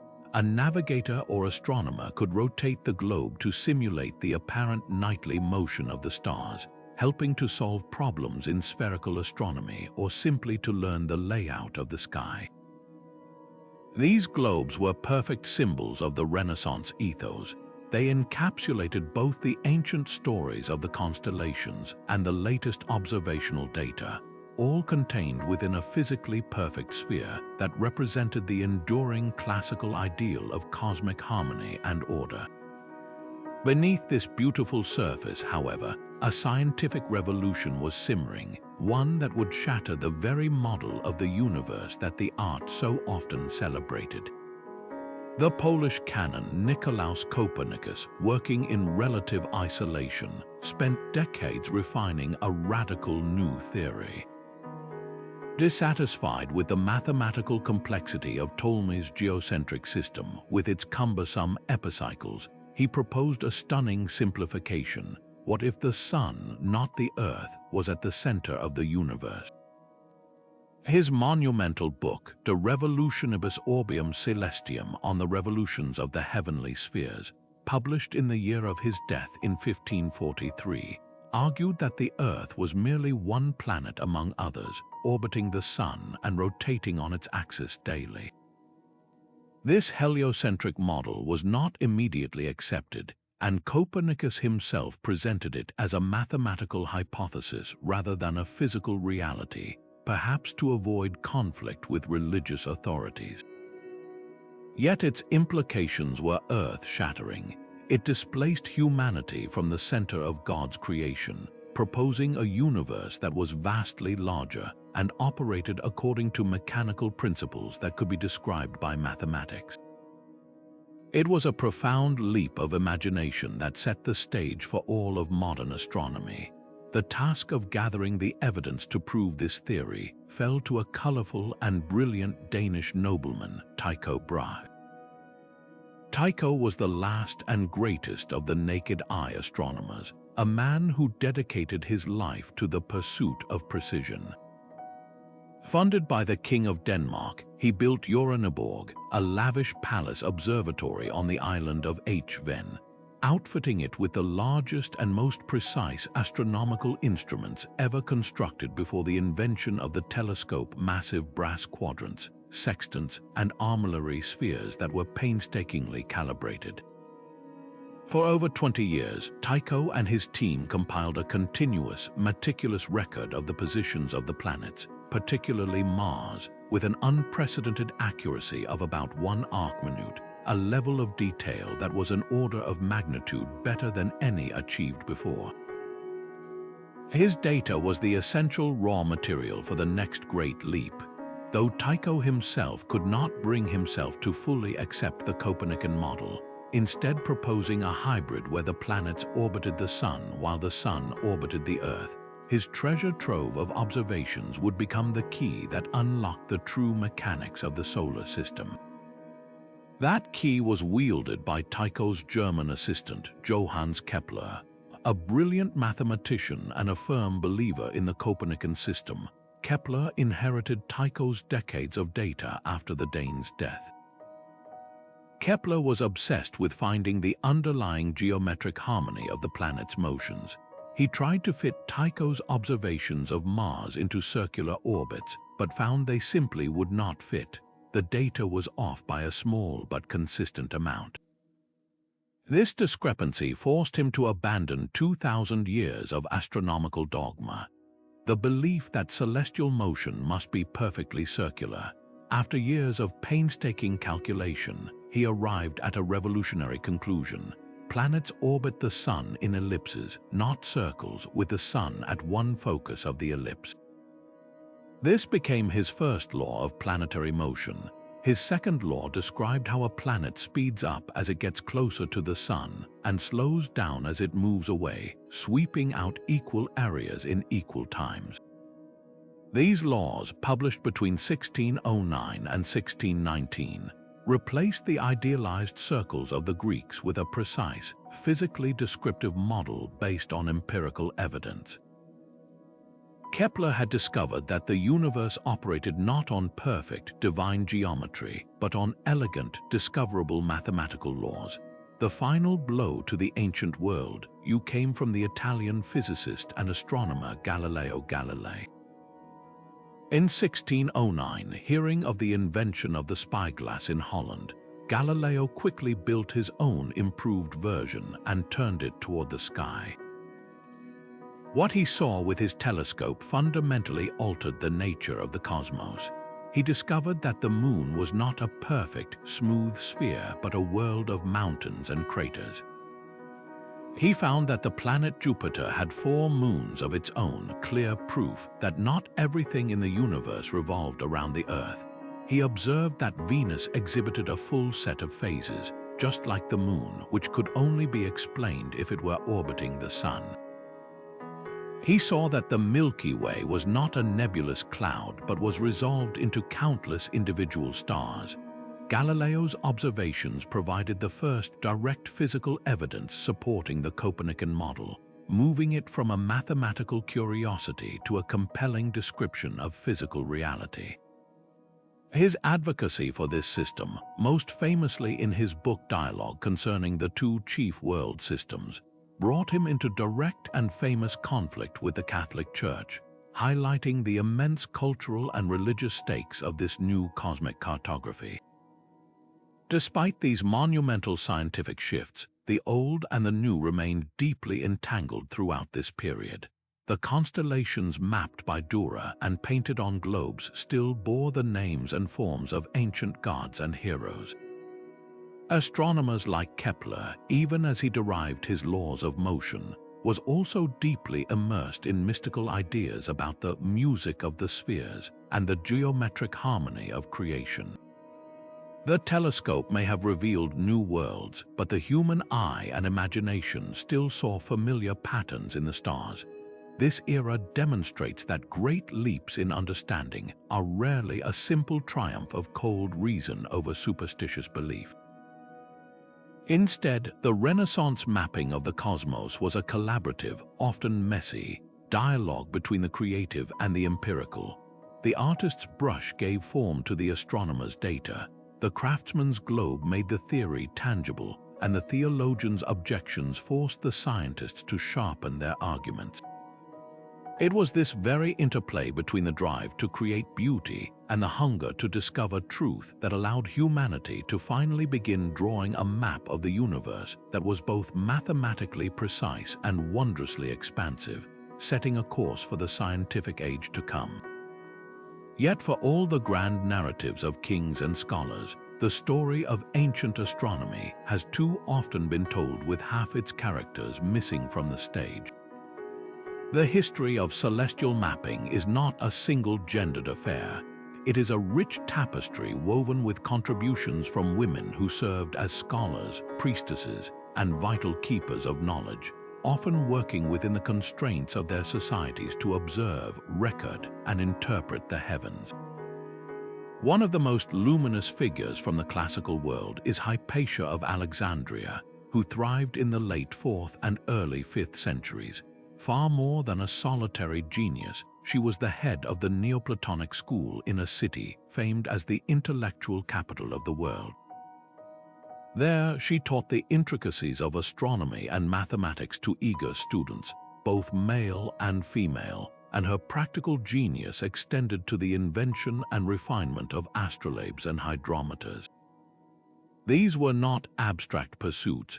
Her work on the astrolabe, that sophisticated star-charting computer, made the science of celestial navigation and timekeeping more accessible. Her tragic murder at the hands of a Christian mob sadly symbolizes the extinguishing of a certain kind of open inquiry, but her legacy stands as a powerful testament to the fact that women were deeply engaged in the highest levels of scientific scholarship. Centuries earlier, and in a much different culture, we find another pioneering woman whose role was equally profound. Enheduanna, the daughter of the Akkadian king Sargon the Great, was installed as the high priestess of the moon god Nanna in the Sumerian city of around 2300 BC. This was not a mere ceremonial title. As the chief administrator of the temple, one of her sacred duties would have involved the meticulous tracking of the lunar cycle to set the ritual calendar and mark important religious festivals. While no clay tablet bears her signature next to an astronomical observation, it is inconceivable that she would not have overseen or directly participated in this crucial work.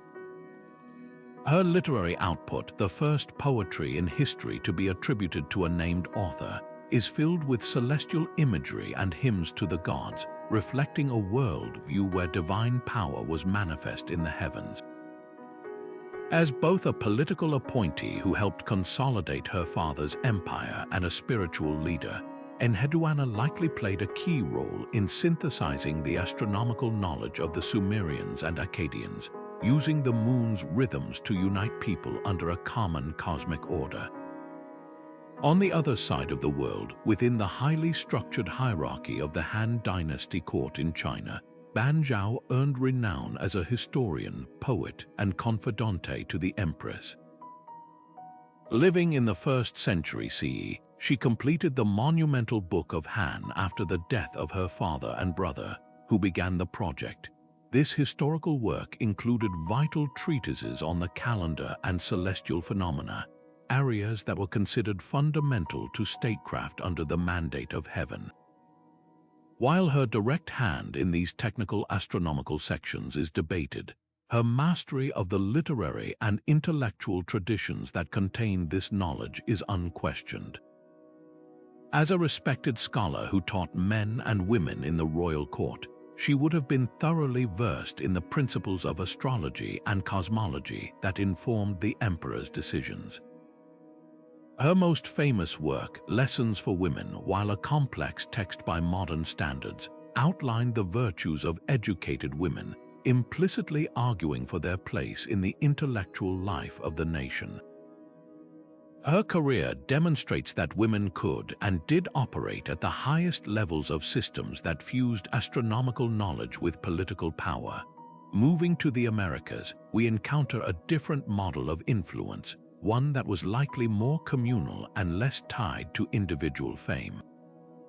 Among the Maya, evidence suggests that women held significant roles as ritual practitioners and keepers of calendar knowledge. Classic period pottery paintings depict elderly goddess figures presiding over celestial events, and some royal women are shown engaging in bloodletting rituals that were intended to commune with ancestors and celestial beings. The famous Maya moon goddess Ixchel was associated not only with childbirth and weaving, but also with the wisdom of the cycles of time. It is highly plausible that noble women, often the wives and mothers of kings, were trained in the intricacies of the sacred calendar, the Tzolk'in, using it to advise on the timing of ceremonies, agricultural activities, and dynastic events. Their knowledge would have been passed down orally and through the training of daughters, forming a vital but often invisible chain of custodianship for the complex astronomical lore that governed Maya life. This hints at a distributed network of female expertise that was essential to the cultural survival of celestial knowledge. These scattered but significant examples invite a fundamental shift in how we imagine the past. The story of ancient astronomy is not a linear procession of lone male geniuses but a chorus of voices, many of which have been silenced by time and the biases of historical record-keeping. Women contributed as the first teachers who explained the stars to children, as the artisans who painted celestial patterns on pottery, as the midwives who used lunar phases to track pregnancies, and as the storytellers who wove navigational star paths into the chants that guided Polynesian voyagers across the Pacific. Their legacy is a powerful reminder that the human impulse to map the cosmos and find our place within it has always been a universal drive, one that transcends gender and speaks to our shared curiosity about the universe. By seeking out these overlooked figures and acknowledging the broader contributions of women, we don't rewrite history. We simply begin to read it in its full and much richer depth. But this profound cosmic connection wasn't confined to grand temples or royal observatories. It found its most intimate and enduring expression in the objects people held in their hands every single day. Imagine an ancient Egyptian artisan carefully carving a scarab beetle from a piece of glazed steatite. This was no ordinary piece of jewelry or amulet. On its flat underside, he might meticulously etch a precise pattern of stars, perhaps the unmistakable belt of Orion or the circumpolar stars that never set, representing eternal life. When this scarab was pressed into wet clay to seal a document or worn around the neck, It wasn't just for decoration. It was a personal, portable universe, a constant tactile reminder that the same celestial order governing the gods also protected its wearer, infusing a moment of mundane sealing or a daily outfit with profound cosmic significance. This practice of embedding the heavens into the fabric of daily existence was a universal language of craftsmanship. A Celtic metalsmith in Europe, hammering silver into a coin, might choose to stamp it with a stylized lunar crescent or a radiating sun symbol. This did more than just denote value. It aligned the economy itself with the cycles of nature, suggesting that wealth and abundance flowed from the same cosmic forces that brought the seasons. Far across the world, a Navajo weaver in the American Southwest would sit before her loom, her mind filled with the stories of the constellations. As her fingers danced, she would weave those patterns directly into the textile, a bold, geometric representation of the Big Dipper or a swirling design inspired by the Milky Way, known as the whirling logs. The resulting blanket did more than provide physical warmth. It wrapped the user in a cultural cosmology, a soft, tangible map of the night sky that provided spiritual comfort and identity with every use. These everyday objects served as the most democratic form of celestial cartography. While only priests could ascend the ziggurat and only the pharaoh could ascend the pyramid's shaft to the stars, anyone could own a pot painted with a Pleiades cluster or a comb carved with a sunwheel. This was astronomy without elites, a folk tradition that made the vastness of the universe comprehensible, personal, and accessible to all members of society, from the farmer to the chieftain. A child eating from a bowl decorated with star patterns would unconsciously absorb the layout of the heavens. A warrior carrying a shield emblazoned with a solar symbol would feel he carried the power of the sun itself into battle. The cosmic was not abstract or distant. It was woven into the very wool of your cloak, gleaming on the coin in your purse, and painted on the jar that held your water. This fusion of utility and spirituality transformed ordinary tasks into moments of sacred connection. Grinding grain on a quern stone engraved with concentric circles representing the sun could become a small ritual, aligning the woman's daily labor with the cosmic cycle of growth and sustenance. Even the humble wooden tool wasn't spared this celestial adornment. Digging sticks or spindle whorls might be incised with simple star dots or cross marks symbolizing the 4 cardinal directions, turning the act of planting a seed or spinning yarn into a gesture that honored the structure of the universe itself. There was no division between the spiritual and the practical. In the ancient worldview, they were one and the same. To use a beautifully crafted object that reflected the cosmos was to perform a continuous, silent prayer of alignment and gratitude, a constant reaffirmation that human life, in all its mundane glory, was an inseparable part of a magnificent, orderly, and star-filled whole. This deep, intuitive connection between the heavens and the harvest represents perhaps the most universal and vital application of celestial knowledge. Long before the first almanac was printed, the sky itself was humanity's most reliable agricultural guide, its rhythms dictating the very cycle of life and death on Earth. This was not a matter of superstition, but of accumulated generational wisdom, a precise understanding that the success of a crop, the health of a herd, and the survival of a community were inextricably linked to the predictable dance of stars and planets overhead. The farmer who looked up was not seeking omens. He was reading a detailed instruction manual for living in harmony with nature, written in the only language that was truly global. Consider the ancient Egyptians, whose entire civilization was a gift of the Nile. Each year, they awaited the life-giving inundation, the annual flood that would deposit rich, fertile silt across the valley, transforming the desert into arable land. The timing of this event was absolutely critical. Planting too early meant seeds would wither in the dry soil. Planting too late risked the young shoots being washed away by the rising waters. Their solution was written in the pre-dawn sky. They observed that the heliacal rising of Sirius the first day each year, when the brilliant star became visible just above the eastern horizon moments before sunrise, occurred consistently just before the river began to swell. This celestial event, which they called the going up of the Sothis, became their national alarm clock. The appearance of the dog star signaled to every farmer from the delta to the cataracts that the flood was imminent and preparations must be finalized. The entire Egyptian agricultural year, with its 3 seasons of inundation, emergence, and harvest, was orchestrated around this single stellar event, proving that a star millions of miles away could dictate the planting of a seed in the Nile Valley. This practice of using star clusters as seasonal markers was a global phenomenon. In the Mediterranean, the Greeks and Romans looked to the delicate cluster of the Pleiades, often called the Seven Sisters. The poet Hesiod, in his Works and Days, offered practical advice directly tied to their movements. When the Pleiades, daughters of Atlas, are rising, begin your harvest, and your plowing when they are setting.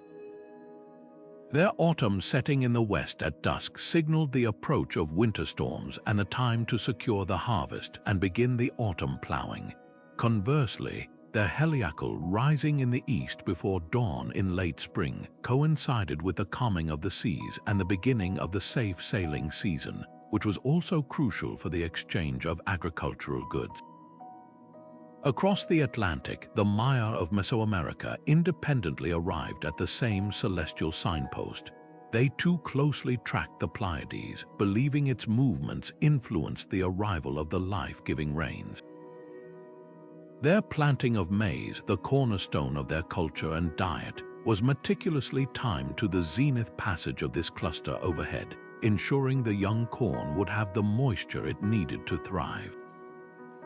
Beyond the stars, the moon, with its obvious and constant phases, offered a more frequent and intimate calendar for agricultural life. The concept of planting by the moon's phase is one of the most enduring forms of ancient astronomical wisdom, still practiced in gardening communities today. The general principle divided the lunar month into 2 key periods: the waxing moon from new to full, and the waning moon from full to new again.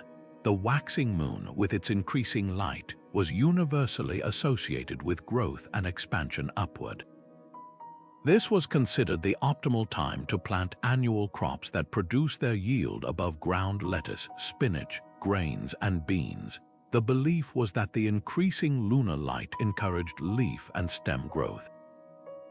The waning moon, with its diminishing light, was linked to a drawing down of energy, making it the preferred time for planting root crops like carrots, potatoes, and onions, as the energy was focused downward into the earth. The dark period of the new moon and the full moon itself were often seen as times of rest or for activities like weeding, pruning, or turning compost, avoiding the stress of planting at these potent turning points. This lunar logic extended beyond planting to nearly every aspect of farm management. The full moon, with its brilliant light, was traditionally the time for harvesting, as it allowed for longer working hours into the night to bring in ripe grain before it could spoil.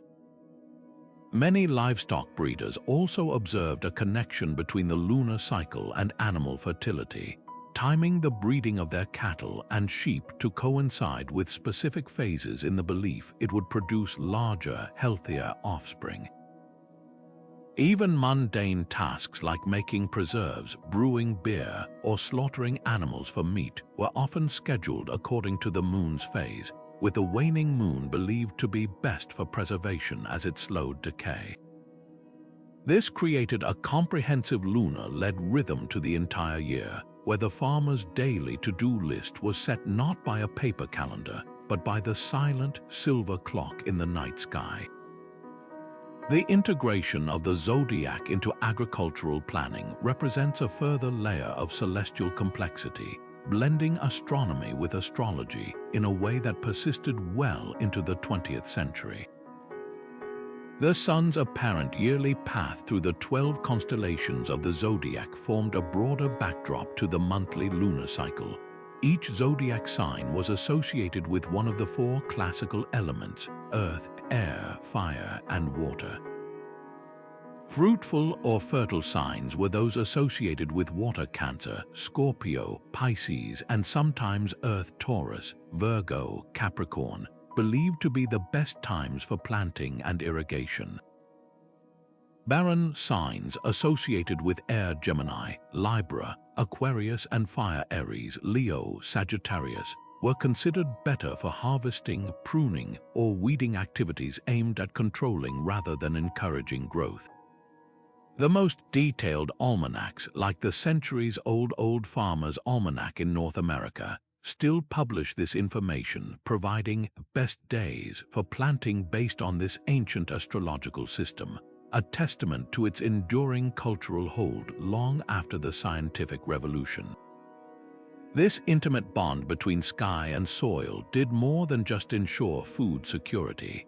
It wove agricultural life into the very fabric of the cosmos, providing a profound sense of meaning and cultural continuity. The annual reappearance of a star or the reliable cycle of the moon reinforced a worldview of order and renewal. Ceremonies and festivals were timed to these celestial events, celebrating the first planting or giving thanks for the harvest at moments sanctified by the heavens. This knowledge was passed down through folk sayings, songs, and stories, making every farmer an amateur astronomer and every community a living repository of cosmic observation. The sky was not a distant, indifferent void. It was an active partner in the great work of feeding humanity, a silent guide whose language was learned by generations of those who worked the land. Even in our modern age of satellite-guided tractors and genetically modified seeds, this ancient wisdom has not vanished. In communities from the Andes to rural Appalachia, traditional knowledge of planting by the signs persists, often passed down through families as a cherished heritage. The recent surge in organic farming and permaculture has sparked a renewed interest in these biodynamic principles, with many growers rediscovering the potential benefits of aligning their work with natural cycles. While the mechanisms may not always align with modern scientific explanation, whether it's the faint glow of the moon affecting soil moisture or simply the discipline of following a natural rhythm, the results often speak for themselves. This enduring practice stands as a powerful reminder that our ancestors were sophisticated observers of nature's interconnections, and their celestial farmer's almanac represents a timeless dialogue between humanity, the earth, and the stars that watch over us all. And this profound desire to build in concert with the cosmos was by no means limited to the famous monuments we've already explored. It is a thread that runs through the very fabric of ancient architecture across the entire planet, a silent testament to a universal human impulse that transcended geography, language, and era. From the sun-drenched islands of the Mediterranean to the dense jungles of Southeast Asia and the high plains of North America, our ancestors repeatedly and independently chose to invest immense labor into constructing stone witnesses to the sky, turning their most enduring creations into permanent, unmoving records of celestial knowledge. These sites may lack the fame of Giza or Stonehenge, but their precision is no less breathtaking, their message no less profound. Consider the Najdra temple complex on the southern coast of Malta, a structure so ancient it predates the Egyptian pyramids by over 1,000 years. Built from massive coralline limestone slabs by a Neolithic society about which we know almost nothing, the lower temple is a masterpiece of celestial engineering. Its entrance and the corridors within are meticulously aligned so that on the exact days of the equinoxes when day and night are of equal length, the first rays of the rising sun slice through the main doorway, projecting a precisely defined rectangle of light onto a large stone slab at the back of the apse. As the sun climbs higher, this slab of light moves almost like a modern clock hand, marking the pivotal moment of solar balance. On the solstices, the sunlight enters through different apertures, illuminating specific megaliths and carving designs on the interior walls. This wasn't a temple built for passive observation. It was an active, dynamic instrument designed to capture the sun at the most critical turning points of the year, likely governing a ritual calendar that dictated planting, harvesting, and ceremonies for a people utterly dependent on the rhythms of nature. On the other side of the world, 1,000 years later, the Khmer Empire expressed its own cosmic vision in the breathtaking scale of Angkor Wat. This vast temple complex, initially dedicated to the Hindu god Vishnu, is the largest religious monument ever constructed. Its entire layout is a symbolic representation of Mount Meru, the mythical abode of the gods and the axis of the universe in Hindu and Buddhist cosmology. But this symbolism is not merely artistic, it is astronomically precise. The western entrance gate and the central tower are perfectly aligned along an east-west axis, but with a slight deviation that scholars now believe was entirely intentional. This specific alignment captures the rising sun directly over the central tower on the morning of the spring equinox, a spectacle that would have dramatically illuminated the sacred heart of the temple at a moment of cosmic equilibrium. Furthermore, from a specific vantage point in front of the temple, an observer can watch the sun rise directly over the central tower during the summer solstice as well. This sophisticated dual alignment suggests the Khmer architects possessed a deep, practical understanding of solar cycles, using them to infuse the king's divine authority with the undeniable power of celestial order, demonstrating that his rule was quite literally in harmony with the universe. This same drive to mark the sun's journey manifests with a beautiful simplicity in North America. On a remote windswept plateau in the Big Horn Mountains of Wyoming, a pattern of stones arranged in a wheel-like design, with 28 spokes radiating from a central cairn, has quietly watched the sky for centuries. Known as the Big Horn Medicine Wheel, this structure is one of many such wheels scattered across the northern plains, sacred to numerous Native American nations including the Crow, Shoshone, and Arapaho. Its design is a perfect example of how sophisticated astronomical knowledge can be encoded in a seemingly simple form. From the central cairn, several outlying piles of stones known as foresight cairns mark key celestial events. The most famous alignment is along a line between the central cairn and one specific outlying cairn. If you stand at the center and sight across this stone, your gaze is directed toward the horizon point where the sun rises on the summer solstice. Other cairns align with the heliacal rising of bright stars like Sirius, Aldebaran, and Fomalhaut, stars that served as crucial calendar markers, signaling the time for important ceremonies, seasonal migrations, and the communal buffalo hunts that sustained the plains peoples. This structure wasn't a temple in the European sense. It was an open-air observatory and a place of vision quests where the personal search for spiritual guidance was conducted under the vast, starry sky that the wheel itself so carefully mapped. What is truly staggering is the sheer number of these sites. The list is virtually endless. The Sun Dagger petroglyph in Choco Canyon, where a dagger of sunlight pierces a spiral carving only on the solstices. The incredible 12-sided Roman pantheon with its oculus that tracks the sun across its magnificent dome. The pyramids of Teotihuacan in Mexico, precisely aligned with the Pleiades cluster. The massive stone circles of Senegambia in West Africa. The carved standing stones of Colombia's San Agustin culture. Cultures that had absolutely no contact with one another, separated by oceans and millennia, all arrived at the same profound conclusion, that the most important buildings, the structures meant to last for eternity, should be in a deliberate and meaningful conversation with the heavens. This global pattern points to something fundamental in the human psyche. It suggests that celestial mapping was not a peripheral hobby for a few learned priests. It was a core component of human creativity, a foundational aspect of how we sought to understand and express our place in the grand scheme of existence. To build in alignment with the cosmos was to anchor a community to the eternal, to create a fixed point of order in an unpredictable world. It was a way of saying, we are here and we are watching. We see the patterns and we honor them with our greatest efforts. These stones are a permanent record of that awe, a testament to the universal human desire to reach beyond our earthly confines and touch, through stone and alignment, the magnificent clockwork precision of the universe itself.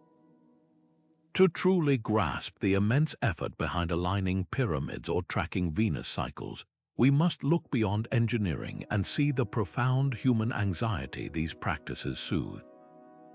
Life in the ancient world was fundamentally precarious. A single drought could wither an entire harvest, a sudden plague could decimate a population, and an unexpected storm could sink a fleet, all with little warning or explanation. In the face of this terrifying randomness, the heavens offered a powerful antidote: predictability. The sun always rose, the moon always waxed and waned, and the stars returned to their same positions with a reliability that the earthly realm so clearly lacked.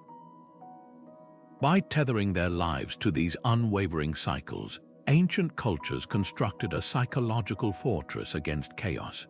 They were building a world where things happened for a reason, even if that reason was the movement of a distant star.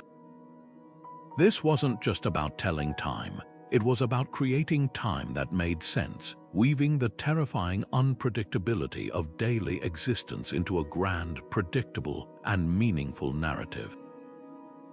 This celestial anchoring provided a crucial sense of agency in a world where people often felt powerless. Imagine the relief a Babylonian farmer might feel, not simply guessing when to plant, but knowing with confidence because the priest had declared the omens from Venus were favorable. Or consider the communal comfort a Neolithic community derived from gathering at Stonehenge to witness the sun reverse its southward decline at the winter solstice. Their collective ritual didn't just celebrate the sun's return, it actively participated in ensuring it, reinforcing the belief that their actions had a role in maintaining the cosmic order. This ritualized participation transformed passive fear into active partnership.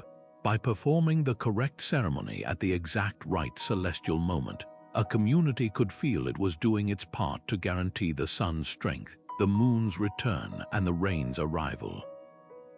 It was a way of exerting control, of moving from being a victim of nature's whims to being a vital participant in a cosmic covenant.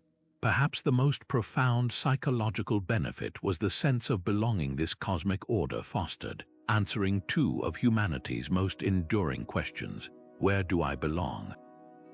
And why am I here? The myths that explained the stars provided a ready answer. You weren't just a solitary individual in a vast, indifferent universe. You were part of a story. You were living in a world created by the same gods whose images were painted across the night sky. Your annual harvest festival mirrored the sun god's journey. Your king's coronation echoed the coronation of the first ruler in the stars, and your personal destiny might be written in the lunar mansion under which you were born. This narrative provided an immense sense of scale and place. It connected the individual to the community to the natural world, and the natural world to the divine cosmos. There were no existential crises in a world where every person, from the lowliest farmer to the highest priest, had a predefined and purposeful role to play in a universe that was watching, purposeful, and orderly. This deep-seated need for cosmic connection is not some relic of a primitive past. It is woven into the very fabric of our modern psychology.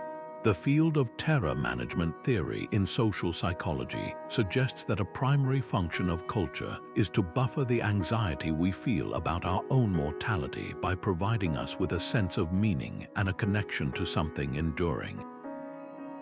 The ancient cosmic order was the ultimate buffer. By linking their fragile, mortal lives to the perceived eternity of the stars and the cycles of the universe, people could believe in a kind of immortality, a permanence that transcended their individual death. Their culture, their rituals, and their astronomical knowledge would be passed down, just as the stars would return, creating a chain of meaning that stretched infinitely backward and forward in time. This explains the incredible endurance of these practices across millennia. The technical details of a star chart or the specific alignment of a temple were not what mattered most in the end.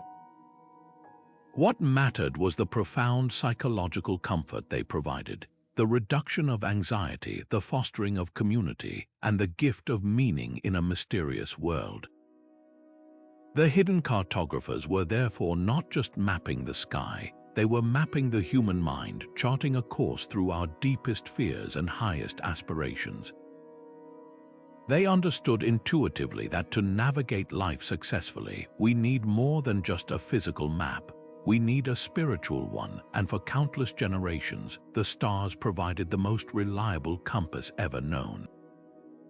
For centuries, the true genius of these ancient skywatchers remained hidden, their celestial codes locked within stone and story, often dismissed as mere myth or primitive superstition. The grand narrative of human progress seemed to leave little room for the idea that so-called primitive peoples could possess sophisticated scientific knowledge. But that perspective has been utterly transformed by the emergence of a dedicated field of study that acts as a kind of cosmic detective agency, piecing together the lost astronomical wisdom of the past.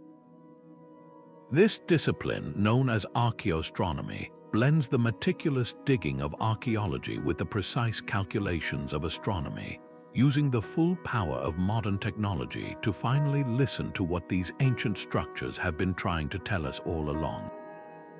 The tools of this new exploration are nothing short of revolutionary. Take LiDAR, for example, which stands for light detection and ranging. This technology involves flying an aircraft over a dense forest or jungle and firing millions of laser pulses at the ground. By measuring how long it takes for each pulse to bounce back, a computer can essentially strip away every single tree, bush, and vine, revealing the bare earth beneath. When researchers used LiDAR to scan the jungles of Guatemala, what they revealed was staggering. The Maya world exploded in complexity beneath the canopy.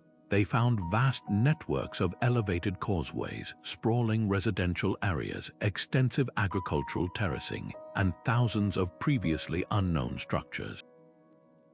But for the archaeoastronomer, the real magic was in the patterns. This bird's eye view allowed them to see that entire Maya cities were deliberately aligned. The ceremonial core of Tikal, for instance, is oriented along an east-west axis that corresponds to the sun's path on the equinoxes. Even more remarkably, buildings in cities like Uxmal and Chichen Itza show repeated alignments with the extreme rising and setting points of Venus, proving that the sacred importance of this planet, detailed in their codices, was physically engineered into the very urban planning of their civilization. Beyond the jungle, powerful software has become another indispensable tool. Programs like Stellarium, which can accurately simulate the night sky for any location on Earth at any point in the past several millennia, allow researchers to test hypotheses without ever leaving their desks. An archaeologist studying a mysterious stone circle in the remote highlands of Scotland can input its GPS coordinates and the estimated date of its construction. The software can then show exactly what the sky looked like from that spot 4,000 years ago. They can virtually watch the sun rise and set through the entire year, tracking where it aligns with specific stones. They can see if the moon's most extreme standstill positions were marked, or if a particular notch in the horizon was designed to frame the heliacal rising of a significant star like Sirius. This digital time travel has breathed new life into sites that had long puzzled historians, confirming celestial alignments at places like Newgrange in Ireland and the Temple of Karnak in Egypt with a level of precision that was previously impossible. This rigorous scientific validation does more than just satisfy our curiosity. It forces a profound reassessment of our ancestors. We can no longer view the builders of Stonehenge as simple sun worshippers. The precise engineering required to track the complex 18.6-year cycle of the lunar standstills reveals a society with a deep, long-term commitment to observational science, capable of passing detailed knowledge down through generations. The Maya were not just mystics preoccupied with apocalyptic calendars. They were brilliant mathematicians and astronomers who developed eclipse warning tables and calculated the Venus cycle to a degree of accuracy that rivals modern computations. This research dismantles the condescending notion of a linear march of progress where we are the inevitable pinnacle. Instead, it reveals a world where many cultures, in their own unique ways, achieved breathtaking heights of intellectual accomplishment, their legacy written not in books but in stone and landscape. Perhaps the most exciting aspect of this modern rediscovery is its democratic nature. You no longer need a doctorate to participate in this detective work. Citizen science projects and accessible software have enabled amateur enthusiasts to make genuine contributions, analyzing satellite imagery of forgotten sites or simulating alignments from their own backyards. This collective effort is slowly assembling a global picture, revealing that the impulse to map the cosmos was a universal human trait, appearing independently from the British Isles to the plains of Mesopotamia, from the deserts of Peru to the islands of the Pacific. Each confirmed alignment is another piece of a vast, interconnected puzzle, a testament to humanity's shared and enduring fascination with the heavens. The hidden cartographers may have laid down their tools centuries ago, but their maps are only now being fully deciphered, offering us not just a window into their world, but a mirror reflecting our own timeless desire to find meaning in the stars above. And so we see that our ancestors didn't just build with the stars, they thought with them. This celestial connection is etched far deeper than stone. It's woven into the very fabric of our language, the words we use every single day without a second thought. Consider the word consider itself. It comes from the Latin considere, which literally means to observe the stars closely. Imagine an ancient Roman astronomer gazing intently at the heavens, and that act of focused, thoughtful observation becomes our modern word for careful thought. When you consider an idea, you are, in a very real etymological sense, engaging in an act of stargazing, bringing a cosmic level of attention to the matter at hand. This linguistic astronomy is everywhere once you start to look for it. Take the word disaster. It arrives in English from the Italian disastro, which itself is a borrowing from the Latin disastrum, meaning bad star. For centuries, it was a firmly held belief that calamity and misfortune were caused by the malevolent influence of a star or planet. A disaster was not a random accident. It was a celestial event, a direct message written in the negative space of the cosmos. Similarly, the term lunatic derives from Luna, the Roman moon goddess. The profound effect of the moon's cycles on tides and its long-suspected, though often exaggerated, link to human behavior led to the idea that the full moon could trigger a temporary madness, a lunacy. Even our word influenza has stellar origins, coming from the Italian phrase influenza caeli, meaning influence of the heavens, reflecting the old belief that epidemics were caused by unfavorable astrological conditions. But it's not just in these fossilized fragments of history that we find the cosmos. Our modern metaphors are absolutely saturated with astronomical imagery, proving that this way of seeing the world is still very much alive. We talk about someone having a stellar performance or a brilliant idea, directly comparing human excellence to the bright, burning light of stars. We encourage our children to reach for the stars and shoot for the moon, using the vast, unreachable heavens as the ultimate metaphor for ambition and aspiration. When someone is the center of attention, they are the star of the show, the sun around which all others orbit.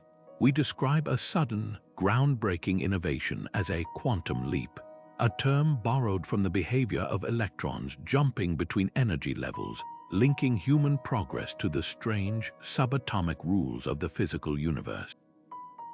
A person who is deeply unhappy is star-crossed, a phrase straight from Shakespeare that implies their fate was written in an unkind celestial script. This isn't just a quaint linguistic curiosity, it's a profound insight into the human mind.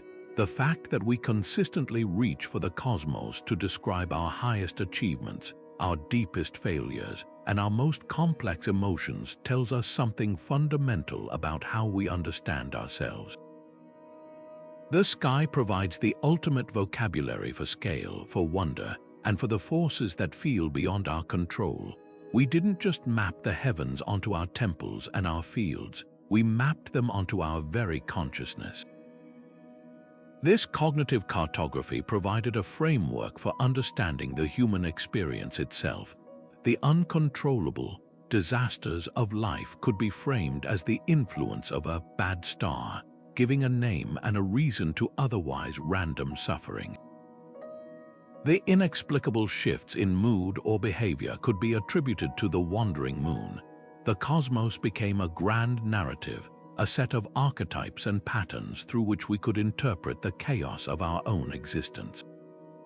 This deep-seated need to find patterns is a cornerstone of human cognition.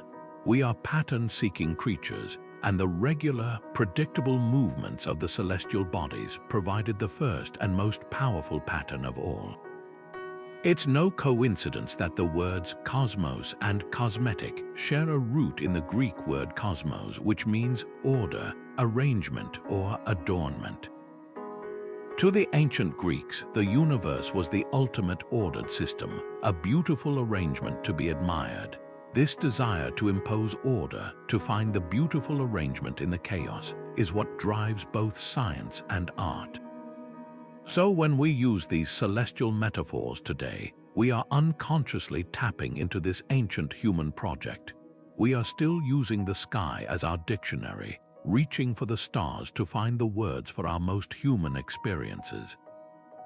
It demonstrates that the most enduring legacy of the hidden cartographers is not the stone circles they left behind, but the mental architecture they helped to build, a way of thinking that sees the universe not as a cold, empty void, but as a living, speaking presence, intimately connected to every stellar success and every disastrous failure in our lives down here on Earth. Yet in our modern world of artificial light and digital screens, this deep, ancestral connection to the celestial rhythm has been profoundly disrupted. We live our lives indoors, our schedules dictated by the harsh glow of alarms and the relentless ping of notifications, our eyes cast down at devices rather than up at the infinite sky. The natural cycles of light and dark that governed human existence for millennia have been overridden by the constant, buzzing hum of 24/7 connectivity. This disconnection comes at a cost. Studies in chronobiology are now revealing what ancient cultures knew intuitively, that our internal body clocks, our circadian rhythms, are deeply entwined with the natural cycles of light from the sun and moon. When we live out of sync with these cycles, we experience more than just a vague sense of unease. We see measurable increases in sleep disorders, anxiety, depression, and metabolic issues. Our artificial environment has created a kind of perpetual jet lag, separating us from the very temporal fabric that our biology evolved to expect. But a powerful counter-movement is quietly gaining momentum, a conscious push to reclaim that lost harmony. It's not about rejecting technology, but about seeking balance, intentionally weaving threads of cosmic awareness back into the tapestry of our hyper-connected lives. This manifests in beautifully simple, accessible practices. Step outside any clear evening and you might find a community gathered for a star party, where amateur astronomers share telescopes and knowledge, their faces lit by the pale glow of Jupiter or the rings of Saturn rather than a phone screen. Others are turning to lunar cycling, aligning their periods of activity and rest with the moon's phases, planning creative new projects during the waxing moon and turning inward for reflection and release as the moon wanes. This isn't mystical escapism.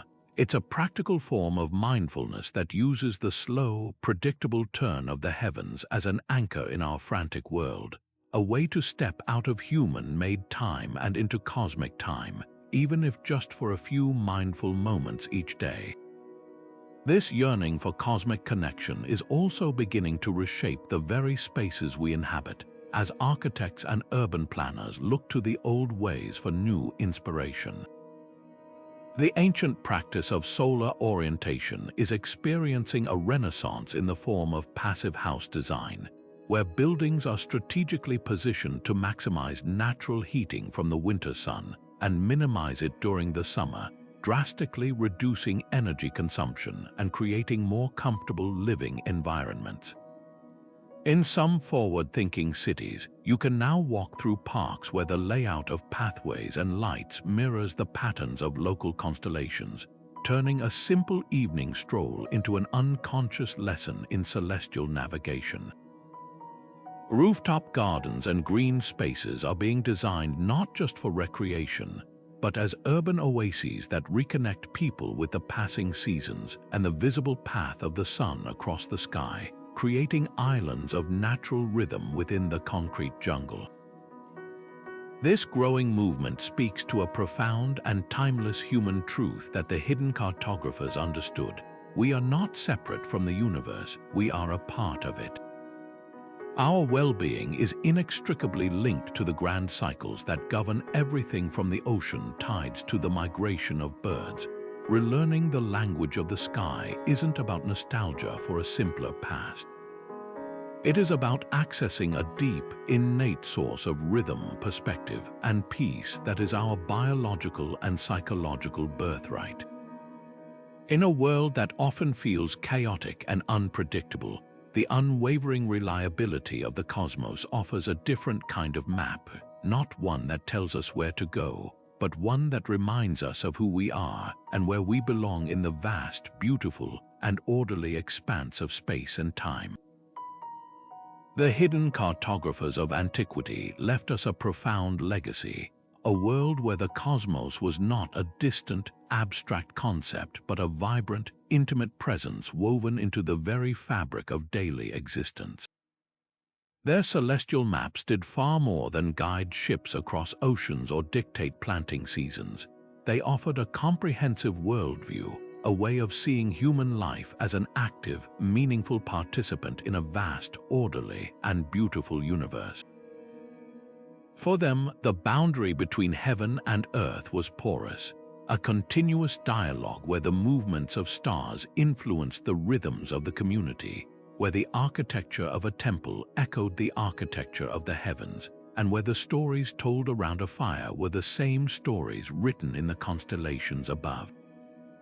This seamless bond provided something we often lack today, a deep, unshakable sense of belonging to a grand, cosmic story. As we navigate our own complex, fast-paced, and often overwhelming world, the wisdom of these ancient stargazers extends a gentle invitation to us, a simple suggestion to just look up. In reclaiming that act of looking up, we are not being asked to abandon our modern comforts or scientific understanding. Instead, we are being offered a chance to integrate their perspective, to find a new balance between the digital and the celestial, between the artificial pulse of our devices and the natural rhythm of the planets. Their legacy is a toolkit for re-enchantment, showing us how to weave meaning, beauty, and intentional rhythm back into our lives. This could be as simple as noticing the phase of the moon and letting it guide a moment of reflection, or as involved as designing a living space that welcomes the morning sun. It is about remembering that we are not separate from nature, but a part of it, and that our well-being is still subtly tied to the ancient cycles that have always turned overhead. By honoring these practices, we do more than just pay tribute to the past. We actively build a more grounded and meaningful future. We can create new rituals, not out of superstition, but out of a desire for connection, that align our personal growth with the passing seasons. We can support urban planning that incorporates green spaces and celestial alignments, fostering communities that feel connected to their environment. We can choose to learn the names of a few key constellations, not to pass a test, but to feel a personal sense of place in the cosmos. The work of the hidden cartographers teaches us that the universe is not a cold, empty void to be conquered, but a home to be understood and cherished. Their greatest map was not drawn on parchment or stone, but etched into the human spirit, a timeless reminder that to wonder at the stars is to ultimately find our way back to ourselves. Thank you for joining this incredible journey through time and space. If you found meaning in tracing these ancient star paths with us, please subscribe for more explorations into mythology and the hidden